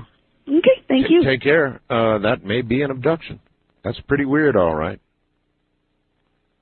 Maybe you should go to somebody for a little hypnotic regression to find out exactly what did occur. Wildcard line, you're on the air. Hello. Hi. I heard you guys talking earlier about the earthquake that they're predicting in California or something. Not they, but a man I call my radon earthquake predictor who's been doing this now for well over a decade with me. Mm-hmm. And he's inevitably been correct when he makes his predictions. Eerily so, just really. So, anyway, yes? Well, I was just wondering because I'm actually going out there for the next 9 days, and my husband was getting kind of freaked out about it, so I just want to know, how right he was. Well, he's predicting he's been very right for a decade now. He's predicting a real whomper for Northern California and something in the area of about 6 in Southern California. Well, I'll be in Northern California. Within 48 hours. 9 days on the first one, 48 hours on the second. Wow. Okay. Have a good trip. Yeah, no kidding. All right, see you later. Bye. But it's just a prediction. East of the Rockies, you're on the air. Hi. Hi. Hello. This is Dan. I'm in Fort Myers, Florida. Yes, sir. And is this Art Bell? Yes. Oh, my gosh, you sound different on the phone. Well, anyway, my dad was a high-ranking military officer, and he was in a meeting with other officers, with John Lear and his father, Bill, of Learjet. And this was the first. He thought I was nuts because I'd been abducted. And they were discussing things in general, and then the conversation went around to UFOs. And it was at that point when my father volunteered the information that I'd been aboard, or said I had. And another man there, I don't know if you're familiar with the event or not, but John F. Kennedy had a marriage that was annulled just before he married Jackie. And I didn't know that. Yeah, the man that married the woman whose marriage was annulled asked to be introduced to me. He was a friend of John Lear's. And I know John very well. He's Bill Lear. Close Yeah. personal Okay, friend. well, you can verify this part. I certainly can. Yeah. And his name was Lynn. No. No, I'm not going to give you the last name. All right. But this should ring a bell if you want to verify that. All right, sir, I will indeed verify that. That's easy. John's a good friend. West of the Rockies, you're on the air. Hi. Hey, Art, how's it going? It's going okay, sir. Where are you? Los Angeles. Okay, extinguish your L.A. radio. It's not on. Yeah, yes, it is. Oh, it's just on a little bit. Sorry about that. Right. I can't get to it. It's way in the background. Okay. Well, then rattle it off quickly. All right. Yeah, just real quick. I was just thinking about the quickening. It's amazing how the UN has taken away the water from these Klamath or something like that, farmers. Did you know about that? Oh, yes, I'm aware of the controversy going on up there now, yes. That's just, it amazes me that what's really strange is that the media is not even covering it. Well, the media in that area is, regionally, it certainly is being covered. It's not getting a lot of national coverage yet, but I'm very aware of it. Yeah, because I haven't hardly seen anything. It's on, the web with big fight going on with the feds up there. Yeah, and I don't know, it seems like, is that part of your whole quickening thing? Is that part of it? Is that there's going to be a lot of cover-ups and people not, saying anything about about this type of stuff? Or? Of course, yeah. Of course there's going to be a lot of that, and of course there is a lot of that. I think that what we're seeing going on with the animals right now, again, even with last night's program in mind, what we're seeing going on is part of the quickening with the animals. This is something serious. Something is going on. Something big is getting ready to happen. Perhaps not an all-encompassing event of some sort, but something big is getting ready to happen. Can't you feel it? The animals are misbehaving, and that usually is a good sign. Ask Jim Birkeland about animal behavior. He'll tell you. As it relates to earthquakes. But I'm telling you, something big is cooking out there. Really big. And it's not, in my opinion, just man's encroachment on habitats. Wildcard line, you're on the air. Hello. Hi, Art? Yes.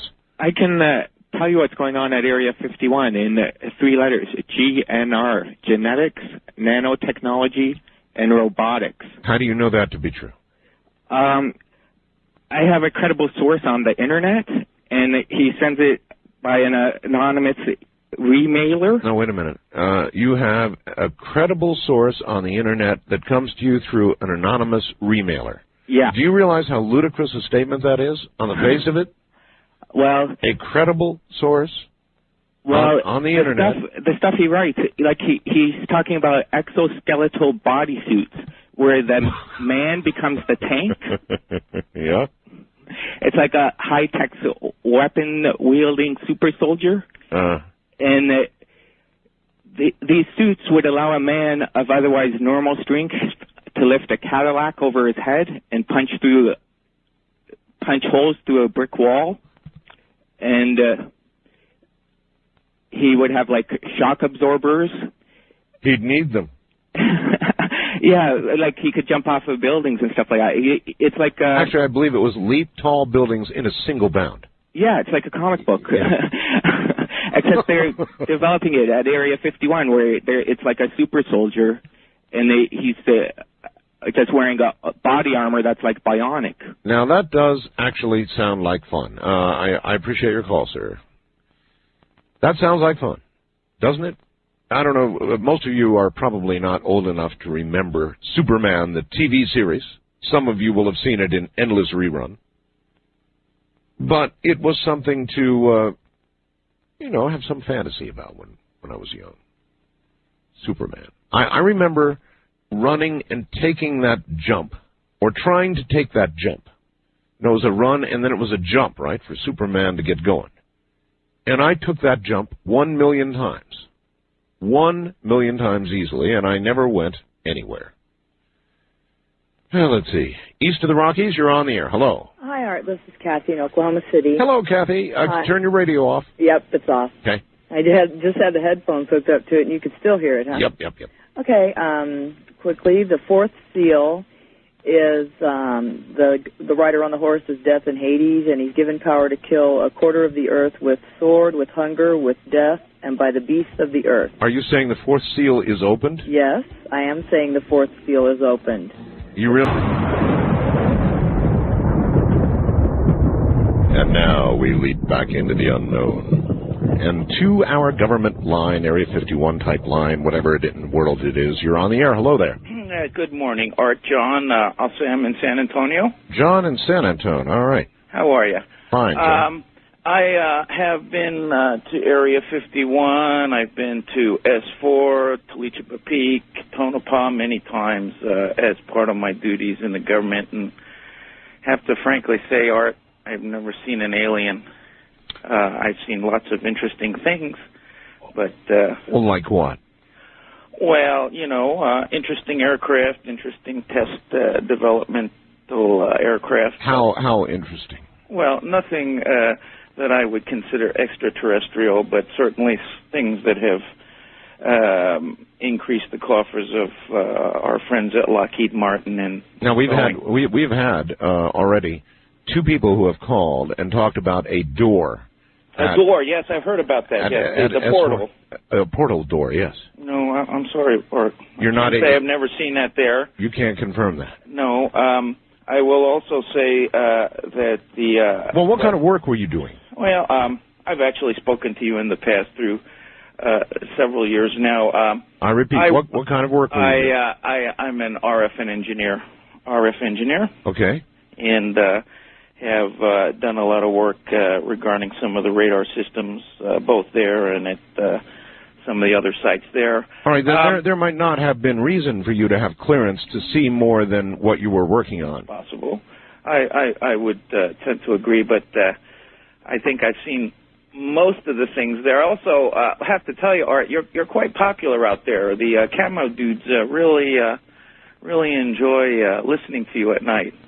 Oh, I'm sure. Oh, I'm sure they listen out at In fact, I know they do. If for one moment I can tell you a little funny story. I was at Indian Springs a couple of years back where the Predators are at. That's close, yes. And we were flying a Predator around, and we actually did fly it over towards where you live, and we were looking for your house, but we didn't find it. Well, I'll tell you something, sir. A lot of your colleagues have. I appreciate the call. Thank you. All right, bye-bye, Art. Take care. Yeah, look, I know.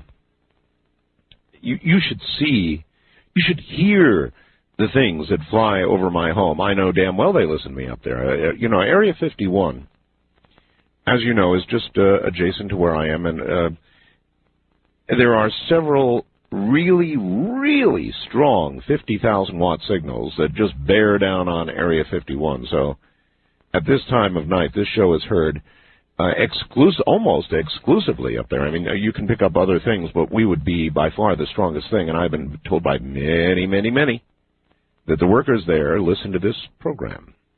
No surprise there. None at all.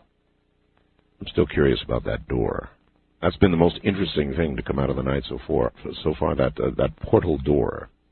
A wildcard line, you're on the air. Hello. Art. Yes. This is Doug calling from Santa Barbara, California, USA, Northern Hemisphere. Hi, on Doug. AM 990, KPMS. Yes, sir. This is a great opportunity to call you on this because you're talking about Area 51. That's right. I want to know if you remember a show maybe 2 or 3 years ago that you had, and I taped it. I don't know where the tape is right now, but it was about a man. He was a pilot, a private pilot. That flew into Area 51. Yes, of course. Yes. What happened to him? The air went dead? As far as I know, he's dead. He was chased by 2 aircraft. Yeah, absolutely. Well, and more than that, sir, he was shot down. He was? Yeah, he was shot down. That was incredible. It was incredible, and, it's like everything else. You have to use discernment, but, boy, it sure sounded absolutely real to me. Yeah, because you didn't mention anything after the silence, and I thought, what the heck happened? The only follow-on to that was his girlfriend contacted me, and she was headed herself up to Area 51. She's never been heard from since either, so wow.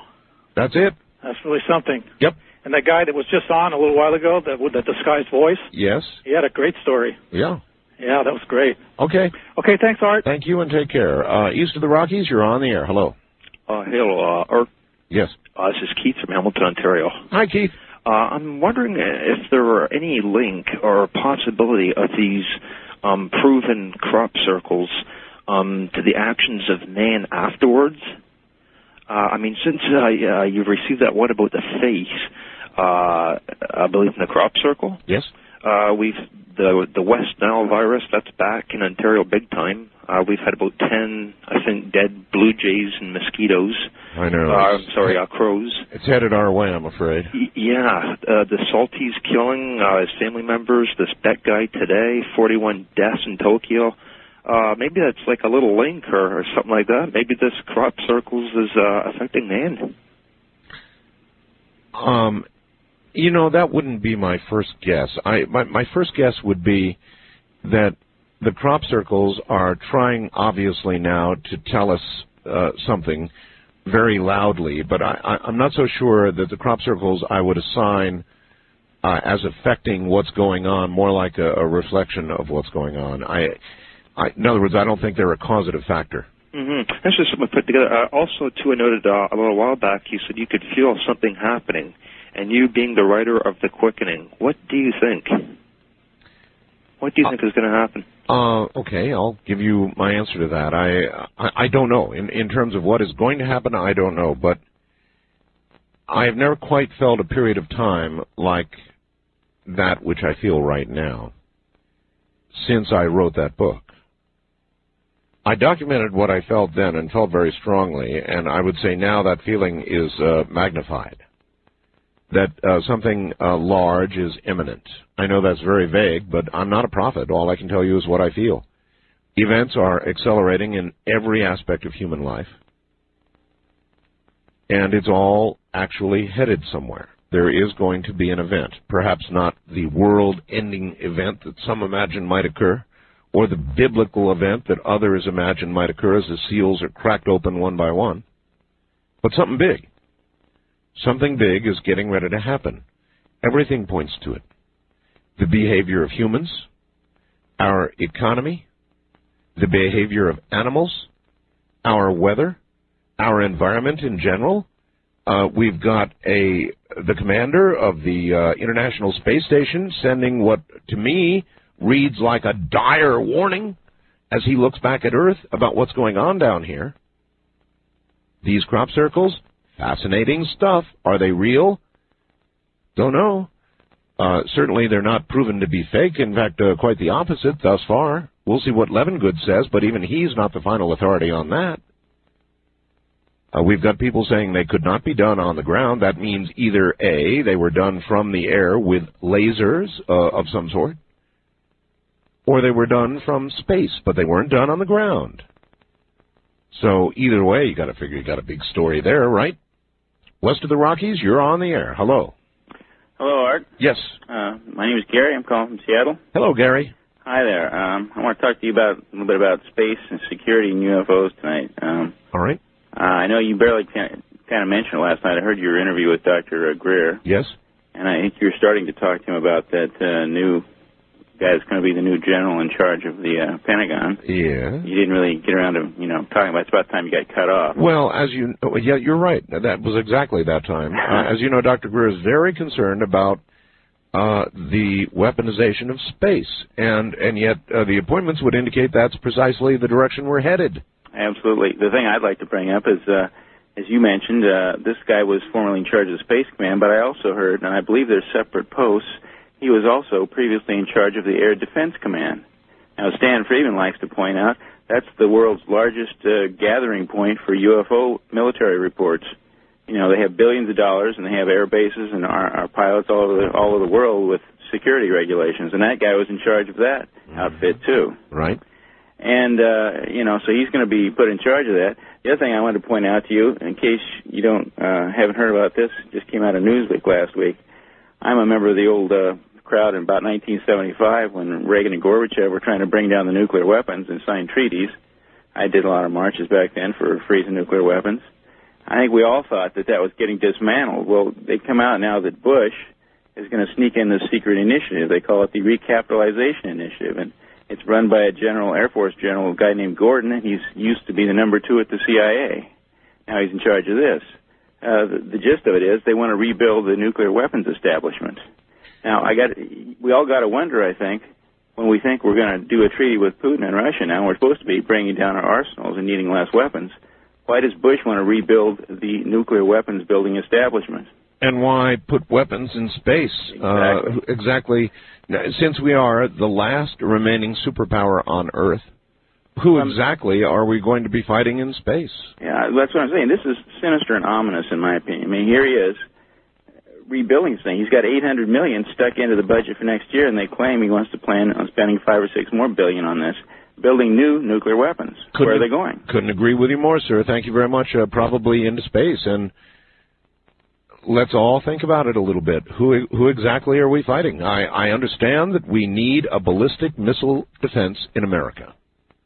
I have no problem with that, but I think that can be achieved without putting weapons in space. And it's my view, just my view, that they're already there, and anybody who doesn't think they're already there is a damn fool. I think they're already there.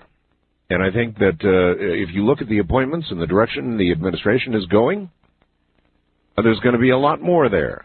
And I think it is reasonable to ask exactly who are we going to have this war with in space?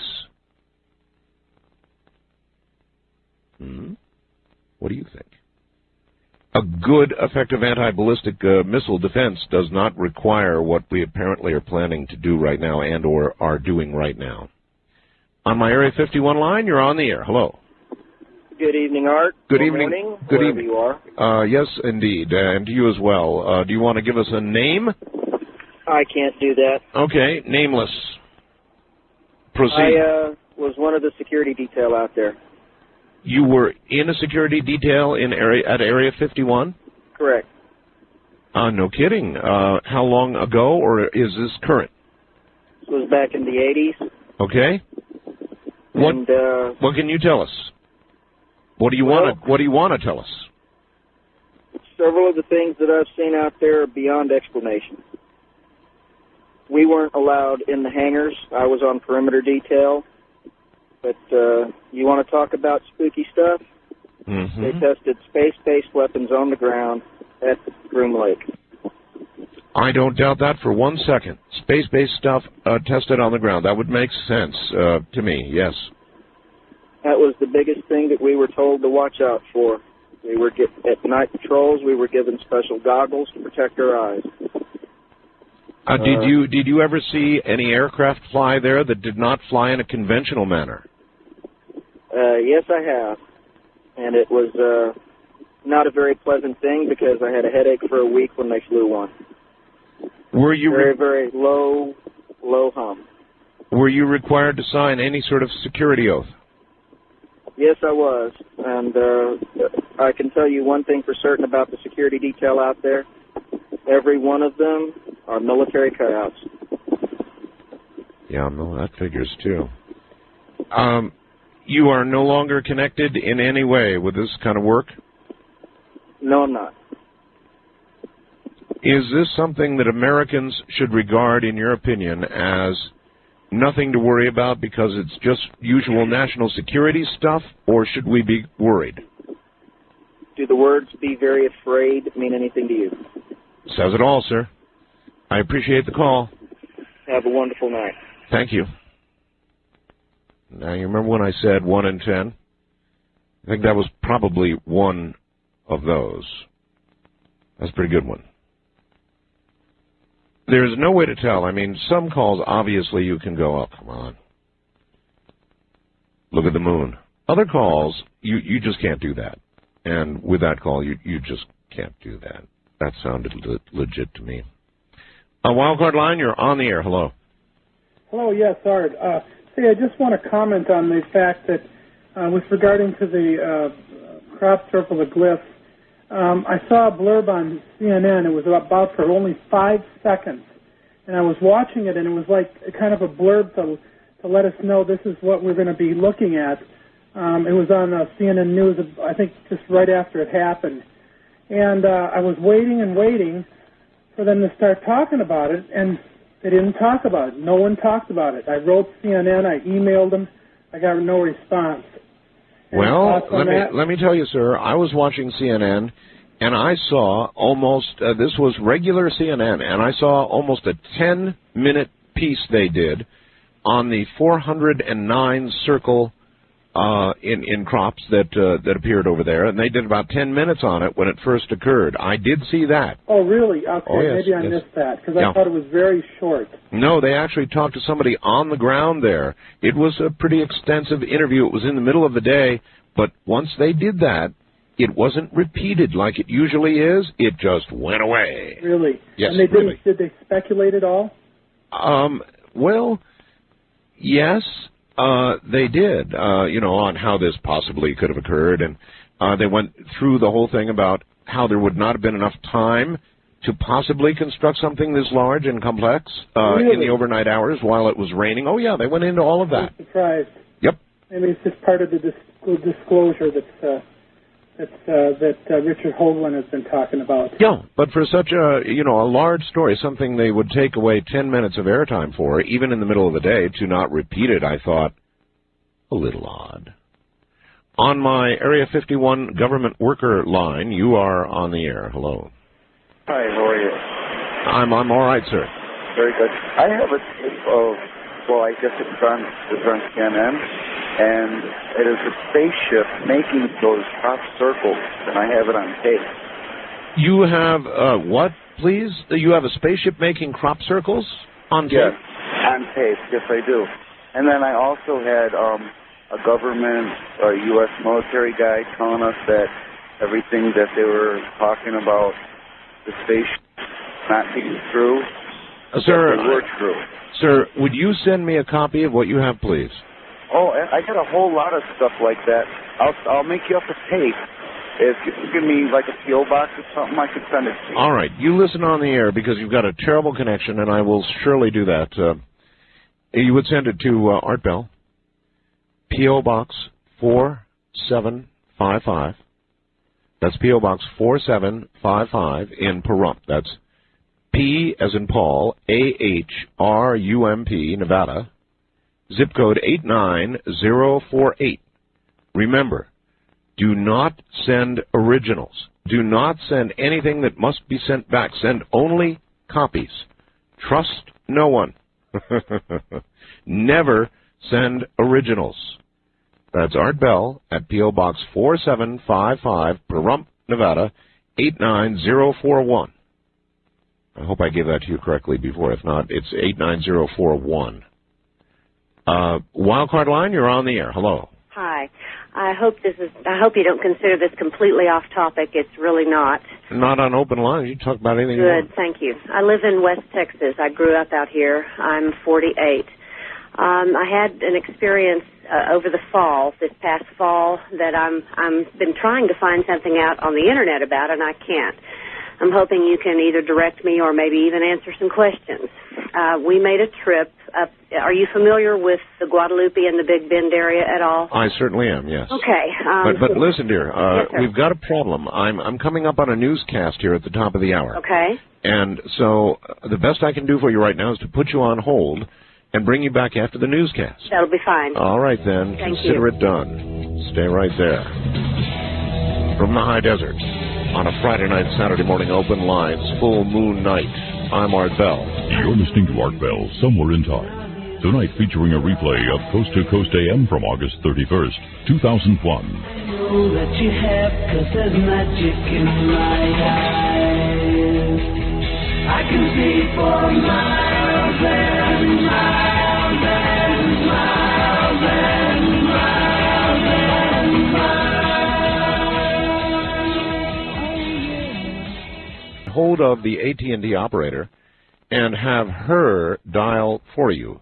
Internationally, the number is 800-893-0903. That's 800-893-0903.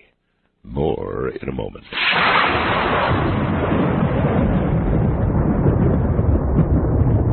All right.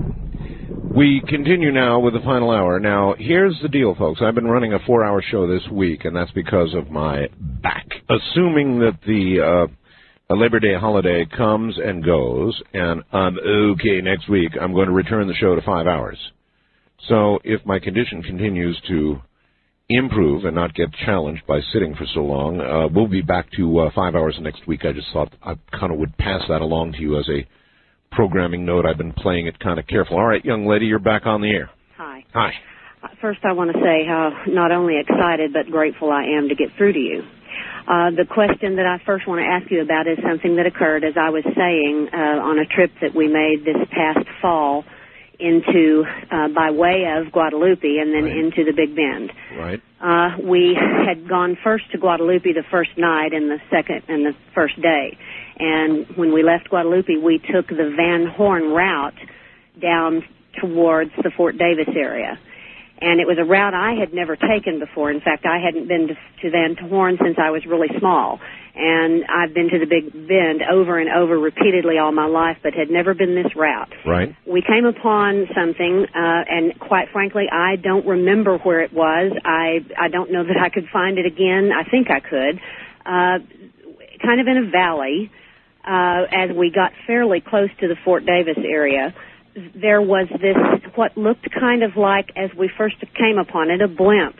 It was close to the ground, relatively close. It looked to be maybe maybe as much as 50 feet off the ground, there was some kind of installation around it. In other words, several buildings, although they looked relatively like portable buildings.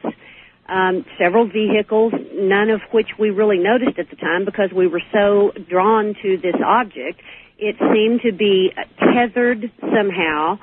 It was silver. It was rather torpedo-shaped. It did look very man-made. Was it, in fact, a blimp, or do you think not? I quite frankly, I don't know. I mean, I have never seen a blimp close up. Any blimps that I've ever seen in the sky, I would have the impression were quite larger than this. This seemed to be about the size of a small travel trailer, maybe a Winnebago, relatively speaking. Oh. It was about, and like I say, quite frankly, my memory of it is quite strange. Let me continue just for a minute. When we first came on it, the closer we got, the more we became aware something was really strange. And we noticed the activity around, but we were more interested in trying to look at the object and see markings. I do vaguely remember that there were black markings on it, but it was like numbers and slashes, not some foreign language. The oddest part about this was that as we approached it, now I was with my uncle. This is not someone I would ever have a conversation with like I'm having with you. Right. However, we both, within probably half a mile to a mile from the little dirt road that took off to the side of the road and went to this installation where this thing was, we both just started coughing. It was like, I don't know, it was like what I would imagine maybe sulfur in the air or something. That's the only way I can describe it. We both just began it was like intense dryness in our mouth, in our throat and mouth tissues, and we both just began to cough and reach for something to drink and that, quite frankly, then served as a distraction to some extent, except that there were a couple of comments made between the two of us that I thought I smelled something. I can't even describe what I thought I smelled. Well, he said he did not. Sulfur is unmistakable. Well, it didn't smell. It smelled. I can say it smelled chemical, but if I were to try to come close to describing the smell, gotcha, it would be more like an insecticide. So, okay, I know that smell too. So what did you do, turn tail? No, we kept going. We passed it. I mean, it was, on our ride as we were taking our road, and we passed it. In fact, he slowed down probably at least 20 miles an hour as we got closer, and then when we started coughing, neither one of us remember this the same. I remember him floorboarding the car. He does not remember it that way. He just remembers trying to soothe me and convince me there was no connection in the coughing and what we were seeing, and not to try to worry about what we'd seen. So this has puzzled me to no end. Now, it puzzles me. Like I say, I could never talk to him about why it puzzled me so much. But it is a smell that I've smelled before, and both logically, because I know the smell of insecticide, but like I say, that's the closest I can come to describing it. All right, and this vehicle or this blimp-like thing was you could see tethers holding it. It was, what my memory is one tether. One tether. It was as if it were a fairly thick contraption that attached onto the bottom. Nope, that's a pretty weird experience, huh? Yes, sir, it was, absolutely. And I have looked up things on the Internet trying to find about what kind of things the DEA is using. It looked like it couldn't be something manned. I've got you. Well, maybe the DEA, in fact, is using unmanned blimp-like craft to look at border areas right now. I know they're doing that. But I don't know about the smell and the rest of it.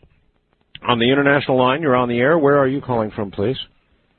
Yes, I'm calling from Taipei, Taiwan. Oh, Taipei. All right. Welcome to the program. Oh, thank you. And thank you for, bringing your program over here. Yes, sir. We enjoy it. Well, so what's going on in Taipei? Right now, rain. All right. Just the increased animal attacks. Yes.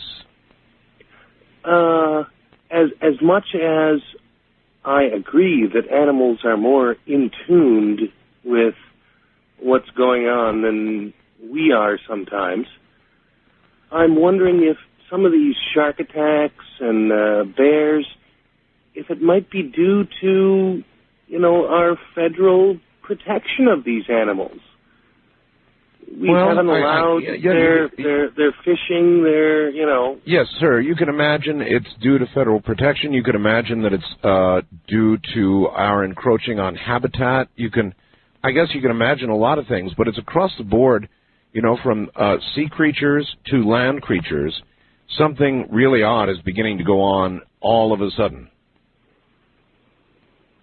And, I'm sure there are cycles of this, but for us to be having such an immediate, incredible increase like this, to me, says that something is about to happen.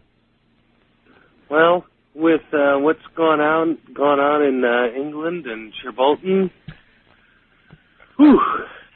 everyone I've talked to and have shown the pictures to has said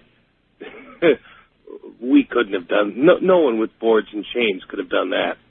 I quite agree. So you are spreading the news for us in Taipei, then? Yes, sir. I really appreciate the call. Okay. You take care. All right, from Taipei, Taiwan. That's neat. You can call toll free. It's completely free. Tell you again how to do it wherever you are in the world. You can go to our website. Let me see here if I can get us to the website. Yes. Go down to, you go to artbell.com. See if I can follow it. You go down to Interact on the left-hand side. Just hold your cursor over Interact, and then go to call-in phone numbers.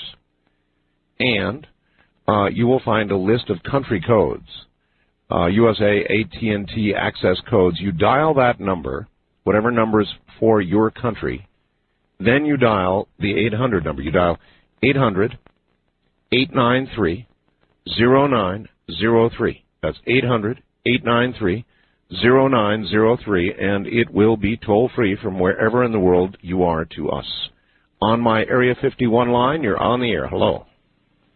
Hello, Art. Yes, sir. Hi. Yes, Art. I was calling. I have some information on with Area 51. What do you know about Area 51?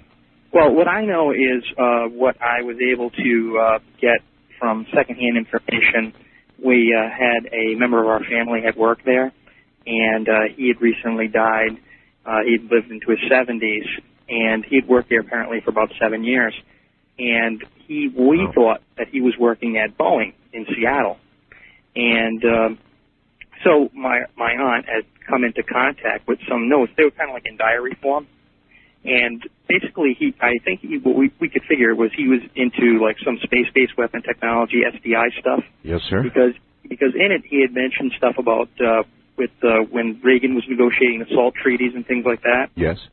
And when this was going on, basically his whole thing was that this isn't something, like when you see like the government trying to cover it up and or trying to explain things away. It's not so much that they're trying to keep information from the people to try to deceive them, but they're trying to keep information away from the people because they fear a God complex would envelop and basically break down nations, not so much panic in the streets.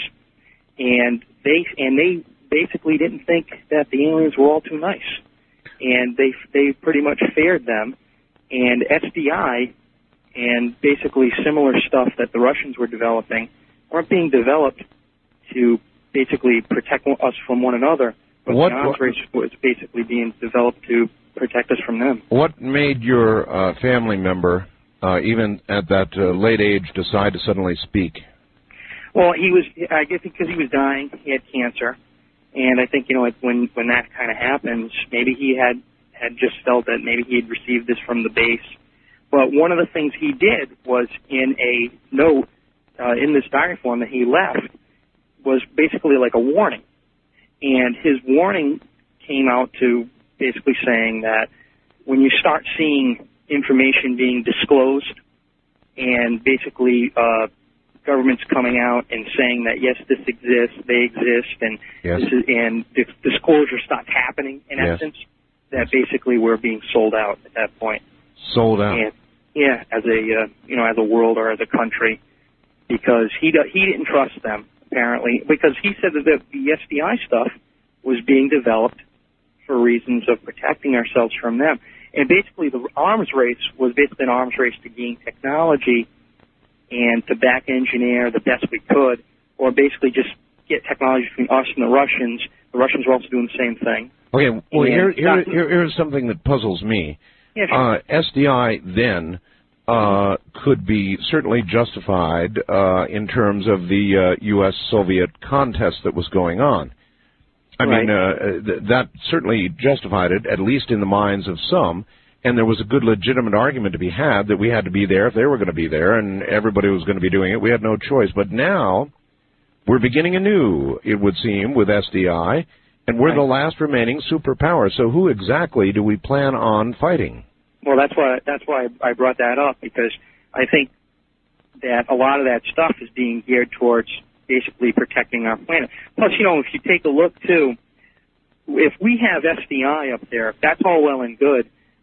Say we can protect part of the Western Hemisphere, but then you also have to ask yourself, well, gee, who else has been getting some of this technology? China has, and if China has some of this technology now with through so-called spying, if that was really what occurred, then they obviously you have to protect all parts of the planet, not just one.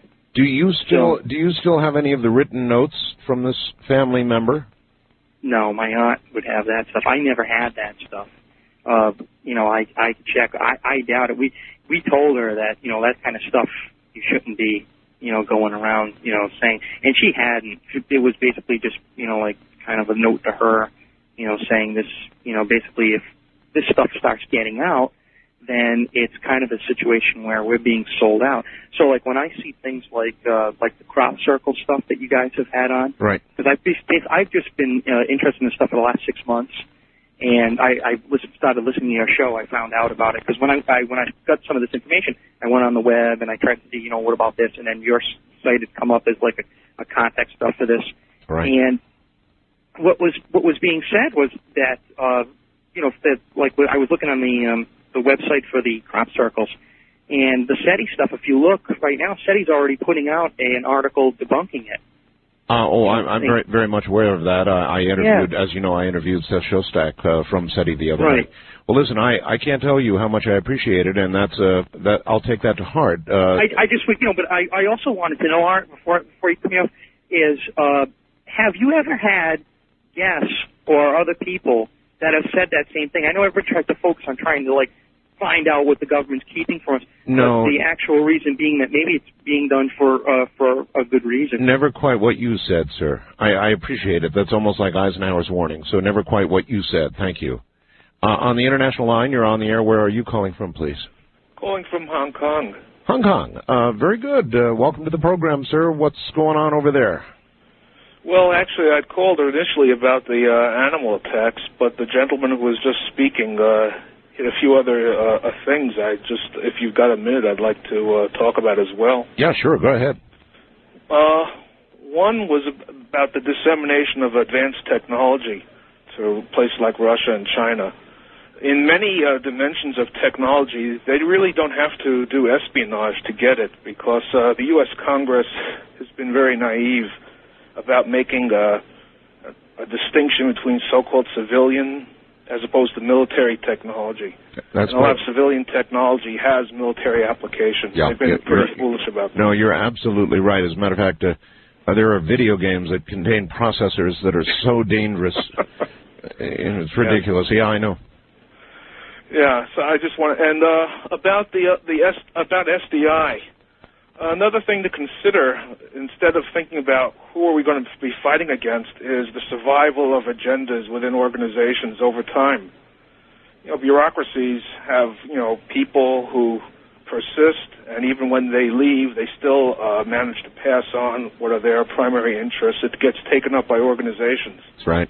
So over a very long period of time, over a number of administrations, politicians come and go, but even during, although this started under Reagan, even during the Clinton administration, there were people there who were still maintaining at least funding at least a minimal level and so-called research for this. All right, we don't have a lot of time left. So okay, the animal attack. Yes, sir. Have you been getting reports about animal attacks, not just on people, but on domesticated animals? Yes. Okay, there was one here in the news the other week. A snake ate a dog. A snake ate a dog in Hong Kong? Yeah. A snake. A number of years ago, we had a snake eat a calf.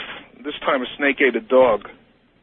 That's incredible. I mean, I have, of course, like everybody else, I've seen pictures of snakes eating mice, and there's a big lump there. It's hard to imagine anything as large as a dog could be ingested. Well, I didn't see the pictures about the dog, but years ago I saw in the newspaper the calf being regurgitated.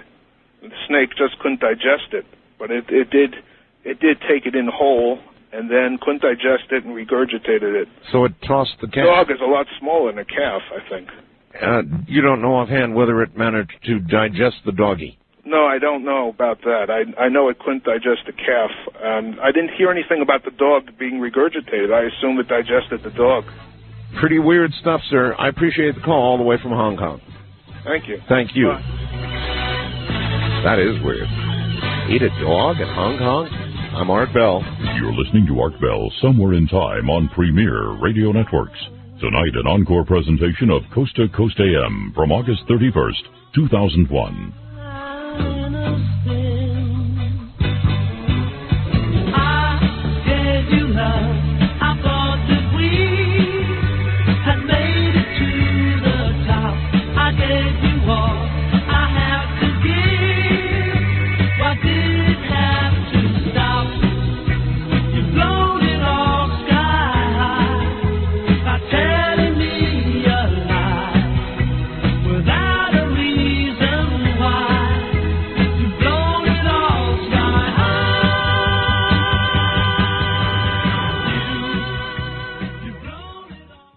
The number for you.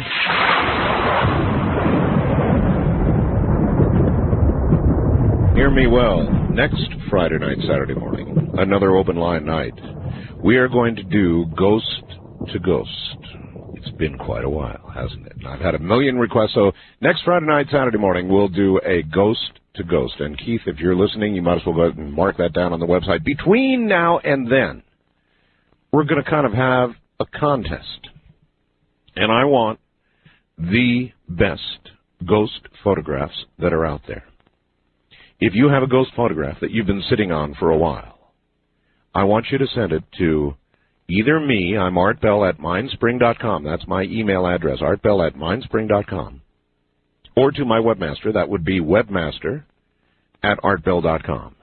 Send it to one of the two of us between now and next Friday night, Saturday morning, because we are going to be refreshing our ghost photograph collection. That's next Friday night, Saturday morning, a long-awaited Ghost to Ghost. I know many of you have been awaiting this. We want photographs to go with it. So if you have one, get it to me, artbell at mindspring.com. That's ARTBELL at mindspring.com, or my webmaster. That's webmaster at artbell.com. The best of the ghost photographs. That's what we're after. On my Area 51 line, you are on the air. Hello. Hello. Yes, sir. It's an honor to speak to you there. I listen to you quite a bit. And to you as well, sir. Where are you? I'm in my truck right now. I just pulled over for the night. All right. I can tell you my first name is Scott, and I'm about 24 years old. Okay, Scott. I didn't actually work in Area 51, but I did work in the United States Navy. All right. On an aircraft carrier. And I'll just get to the point. I was out cleaning in Midway one time, and we were cleaning up when we pulled off for medical cleanup, and we found a chip that we never saw before. And when we brought it back to our aircraft carrier, I was in supply division. The supply is in charge of anything going in and off the ship at any time. Yes, sir. And we got that chip. We gave it to our CO, And within 5 hours, I never saw more brass at one time since boot camp, since I graduated. Where exactly did you find this chip? Right off of Midway, when we were cleaning up the Midway. Yes. We were cleaning up around there. We had a medical throw over by accident, and we had to clean it up on shore. Uh-huh. And we found this chip, just like little 6x6 chip.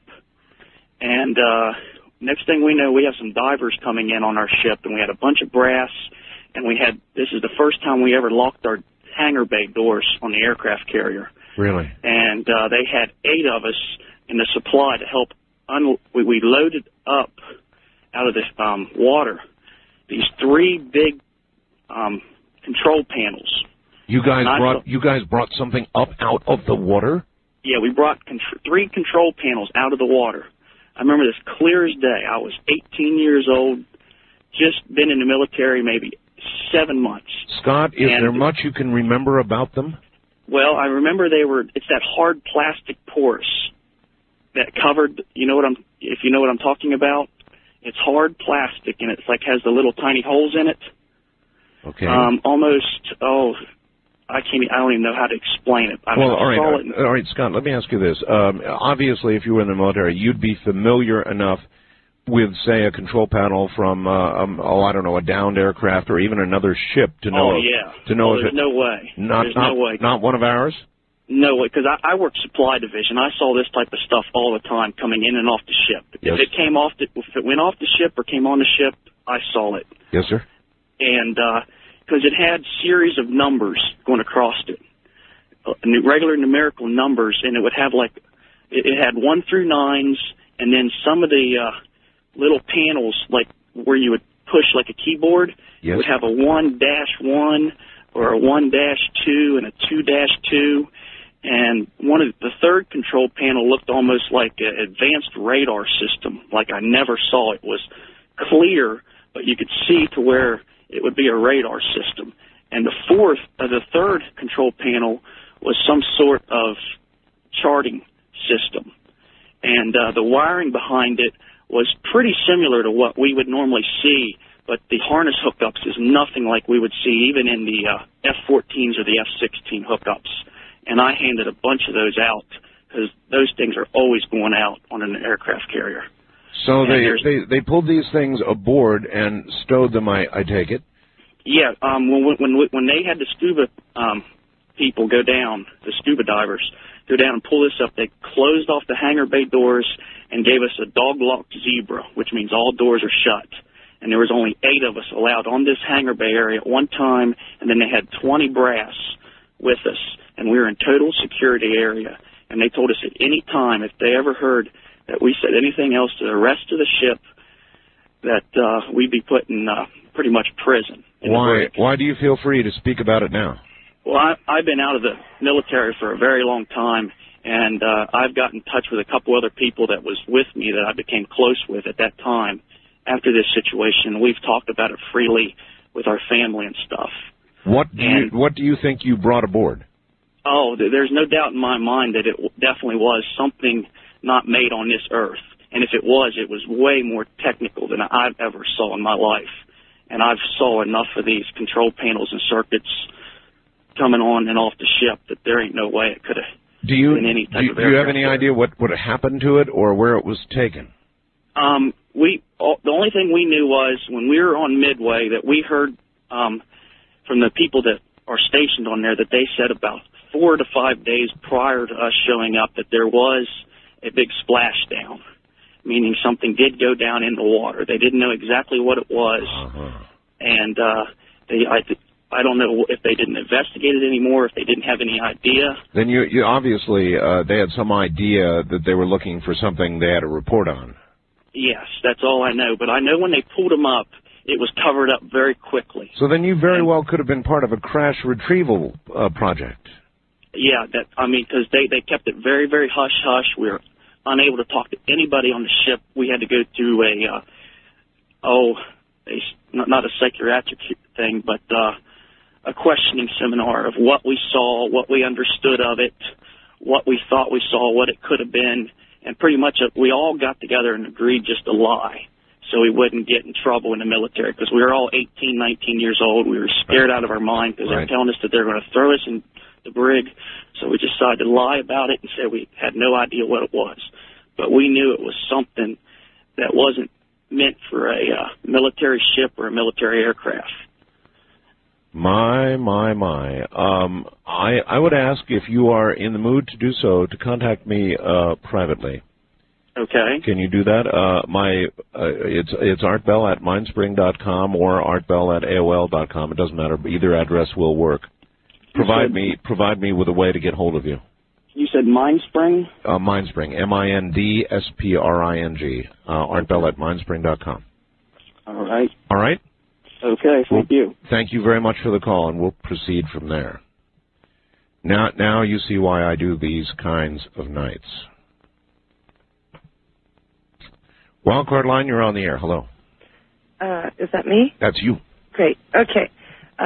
Two things. First part, very interesting. A couple of weeks ago in Colorado, a Boy Scout camp got hit by a bear. Well, everybody went crazy and went out and caught the bear that night. I think I heard about that, yes. Yeah, it attacked some campers in a tent. Next night, this is the interesting part, is that the bear returned. Mm-hmm. Or another bear. You know what? It's the same exact tent. Yes, ma'am. I heard that. Indeed, I've heard about that, and a lot of other things like it. It's going on all over the world right now. Yeah, it's awesome. I just couldn't believe when I tuned into you and found out what you're doing. I commend you, but I fear for you too. Well, and, that's all right. I appreciate your fear for me, but I'll try and hold it together here. I'm getting these reports from all over the world. Animals are behaving in a very odd, strange, inexplicable manner all over the world right now, and it probably means something. I don't know what. I'm not a fortune teller. I don't even remote view. I just know that when I begin to get this many reports of odd behavior, something's going on. Simple as that. East of the Rockies, you're on the air. Hello. Yeah, hi, Art. Hello. Hi, I'm vertically challenged in Austin, Texas. Vertically challenged? Yeah, I'm on a heating pad. Anyway, you can identify with this, right? Oh, boy, can I ever. Yeah, so my voice is kind of low, but I'm reclining right now, so you'll have to excuse me. I just wanted to let you know I'm very intimidated right now, and my palms are sweating, but I just felt like I had to call you. Then you have to call more frequently, and that will disappear. Okay. I have some pretty sincere questions and comments regarding oddities that I've experienced in West Texas. Sure. I kind of find it interesting that the last female caller that you had called regarding the drug blimp or so-called drug blimp. Well, that was just a guess. Yeah, I have pictures of it. So right when you put me on hold, I heard her talking about it, and I can send you some pictures of it. What I don't understand, I'd love that. What I don't understand is the smell that made them sick. I don't know either. I've driven by it several times, and I've taken pictures of it. Oh, by all means, send me off one. All right, cool. But basically, I live in Austin, but I've taken several trips out to West Texas with a friend. Right. And this particular person has taught me how to communicate with UFOs through a variety of flashing lights that we aim at the UFOs, and they respond within like 6 to 10 seconds. Yeah, well, that's what the Greer organization does. Oh, really? Oh, yes. I wasn't aware of that. Yes, flashing lights. I'm just like getting turned on to all this stuff. Basically, we had a pretty major encounter, and I was personally with my friend. Every time he's been basically communicating for about 15 years now, since he was 10 years old with UFOs, and his ear bleeds every time he communicates with them or every time he's in a proximity to them. You've actually personally seen that happen? Yeah, I have, and I have personally communicated with them.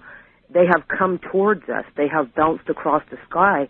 He's got a whole communication thing set up, and I don't really want to divulge what flashes mean what, but I've talked to NIDS about this and given them information on this and made official reports with them. And how did they react? They took me very seriously, and they were very eager to to get sketches and whatnot of my experiences. Yep, that's NIDS. Yeah, and they were really professional, and I want to tell any of the listeners out there that these people were very professional, and I really respect them. They absolutely are. Yeah, they're doing the most serious work in this area now being done. Yeah, and I was just very surprised. It was the first professional organization that I had contacted. I was very nervous, and they called me back and talked to me and recorded my conversation for like 45 minutes. Wow. Yeah, but I wanted to go into detail a little bit further about my friend with his ear bleeds. He's been communicating for 15 years with these UFOs. They come, they're summoned, they'll come to us. He's been abducted many times, and now he's got something growing in his skull. And I went to Dr. Lear's website that I got from your website, and it mentioned in there about black spots on X-rays. Yes. They could possibly be implants. Well, these problems have all been caused since his abductions, and he does indeed have a black spot on his X-rays and his MRIs. I've tried to contact Dr. Lear, but I haven't. With no conventional interpretation that it's something like, some normal medical. The doctor said they don't know what it is. Quote unquote, we do not know what it is. And it's growing in his skull. Yeah, it's growing between the back of his medulla oblongata, between his skull and his brain. It's not in his brain. It's like at the base of his skull. Oh, boy. Yeah, and so I've been writing emails all over the place. I did get a hold of one doctor that I'm not going to say his name, but he took my email very serious. He did say that he was willing to look at the specimen after we removed it. The only problem is my friend's got to have this surgery pretty soon, and it's not really life-threatening at this point, but we do believe there's like an abscess or something growing around it, so there is pressure on his brain. All right. I would also appreciate, if you've got that much documentation, I would appreciate your communicating with me privately. Can you do that? Yeah, no problem. All right. You got the address? No, I've got it. Actually, I've tried to write you a couple times this last week regarding this issue. All right. Well, I might have missed it. Okay. My name is Bond, and it's Super Bond. You'll be getting a letter from Super Bond. And I will enclose some pictures of that drug blimp for you, too. All right. I'll look for it. All right, cool. Thank you, and take care. We'll get that one up. Oh, my. West of the Rockies, you're on the air. Hello. Hello, Art. Hello. Yeah, Richard here from Paso Robles. Yes, sir. I've been listening to you on the way home from work every night for quite a while. Really intrigued with the crop circle. Yes, sir. And who could not be? I mean, no matter what you think of it, it's so controversial, so compelling. Yeah. Well, what I'm thinking is, I have this theory that I've come up with, kind of a fun theory of, since it becomes so intricate, the chains and boards are out, and the overnight thing is really, how are they doing it overnight? And the only thing I can think of, thinking out of the box, is some kind of maybe a large rubber stamp type thing that's picked up by a helicopter and hovered over the field. Just kind of lightly dropped on the crops. Maybe a little steam injected to soften up the heat. And just kind of wouldn't that be something? It would be something, but it would be also a little obvious. I mean, I can picture this helicopter carrying this thing that would be... That would be huge. I mean, it would have to be really huge. Yeah. You're right, but, I mean, that's sort of a way to think about it, I suppose. Yeah. Well, you know how they... when they say think outside the box, I'm going, well, let's see. Yeah, you're way outside the box. How but could they be cool. doing this? Anyway, just thought a little fun might be... Thank you very much, sir. Okay, Art. Take care. Wildcard line, you're on the air. Hello. Hey, Art, guess who? Professor here. Who? Professor, long time no talk to. Good to hear you. Hey, good to talk to you, buddy. I hope your back gets to feeling better. Me and you have very, very similar situations in our back. Yeah, I had a car wreck, compressed my vertebrae, lost about a half-inch in my height when I was 19, and I'm in misery every day. But, life goes on, and I'm happy to be here. Life goes on. Hey, listen, Art, I had enjoyed the pleasure of having a national radio show on a little network the past year and a half, and it was a lot of fun. and I met a lot of people and had a lot of very interesting guests on. One of the people that I had on frequently was a guy that worked in a CSETI program, and he was one of the people that actually met creatures, or beings rather. Some of them weren't like anything we'd ever seen before, in the field. He actually got up close. I would love to interview him. Well, he's a very knowledgeable guy.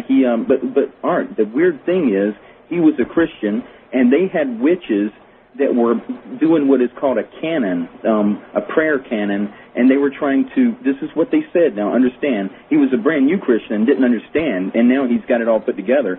They were trying to decrease his protective bubble. That's what they called it. They called it a shell or a bubble, and they were trying to reduce it from being 2.5 miles in a protective barrier down to just a few yards so the aliens could get right up close to him. And he found out that they were really demons, and he blew the whistle on the whole thing, and it was out of a University of West Virginia at Charleston, I think. It was a joint NASA project, joint SETI project, and he's got all the paperwork on it and everything. It's amazing. He's got videos about it, and it would just really be a big kick in the butt to Stephen Greer to hear this guy on your show, I'm telling you. Well, would you like me to get him in touch with you? Yes, I would, yes. Okay, great. Art, you put on a lot of good people over the years, and you do kind of present both sides, and I appreciate, you don't have to be fair, and you don't have to let your paradigm, budge any, but yet you do, and I appreciate that. I appreciate your call, sir. Thank you, and all of you. Listen, again, I want to say, next week, Friday night, Saturday morning, is going to be a ghost-to-ghost, pass the word, get your ghost stories ready, most of all, get your ghost photographs ready, and get them to me. In the meantime, I wish you all a wonderful barbecuing kind of weekend this weekend. Until Tuesday, I'm Art Bell from the High Desert. Ta-ta.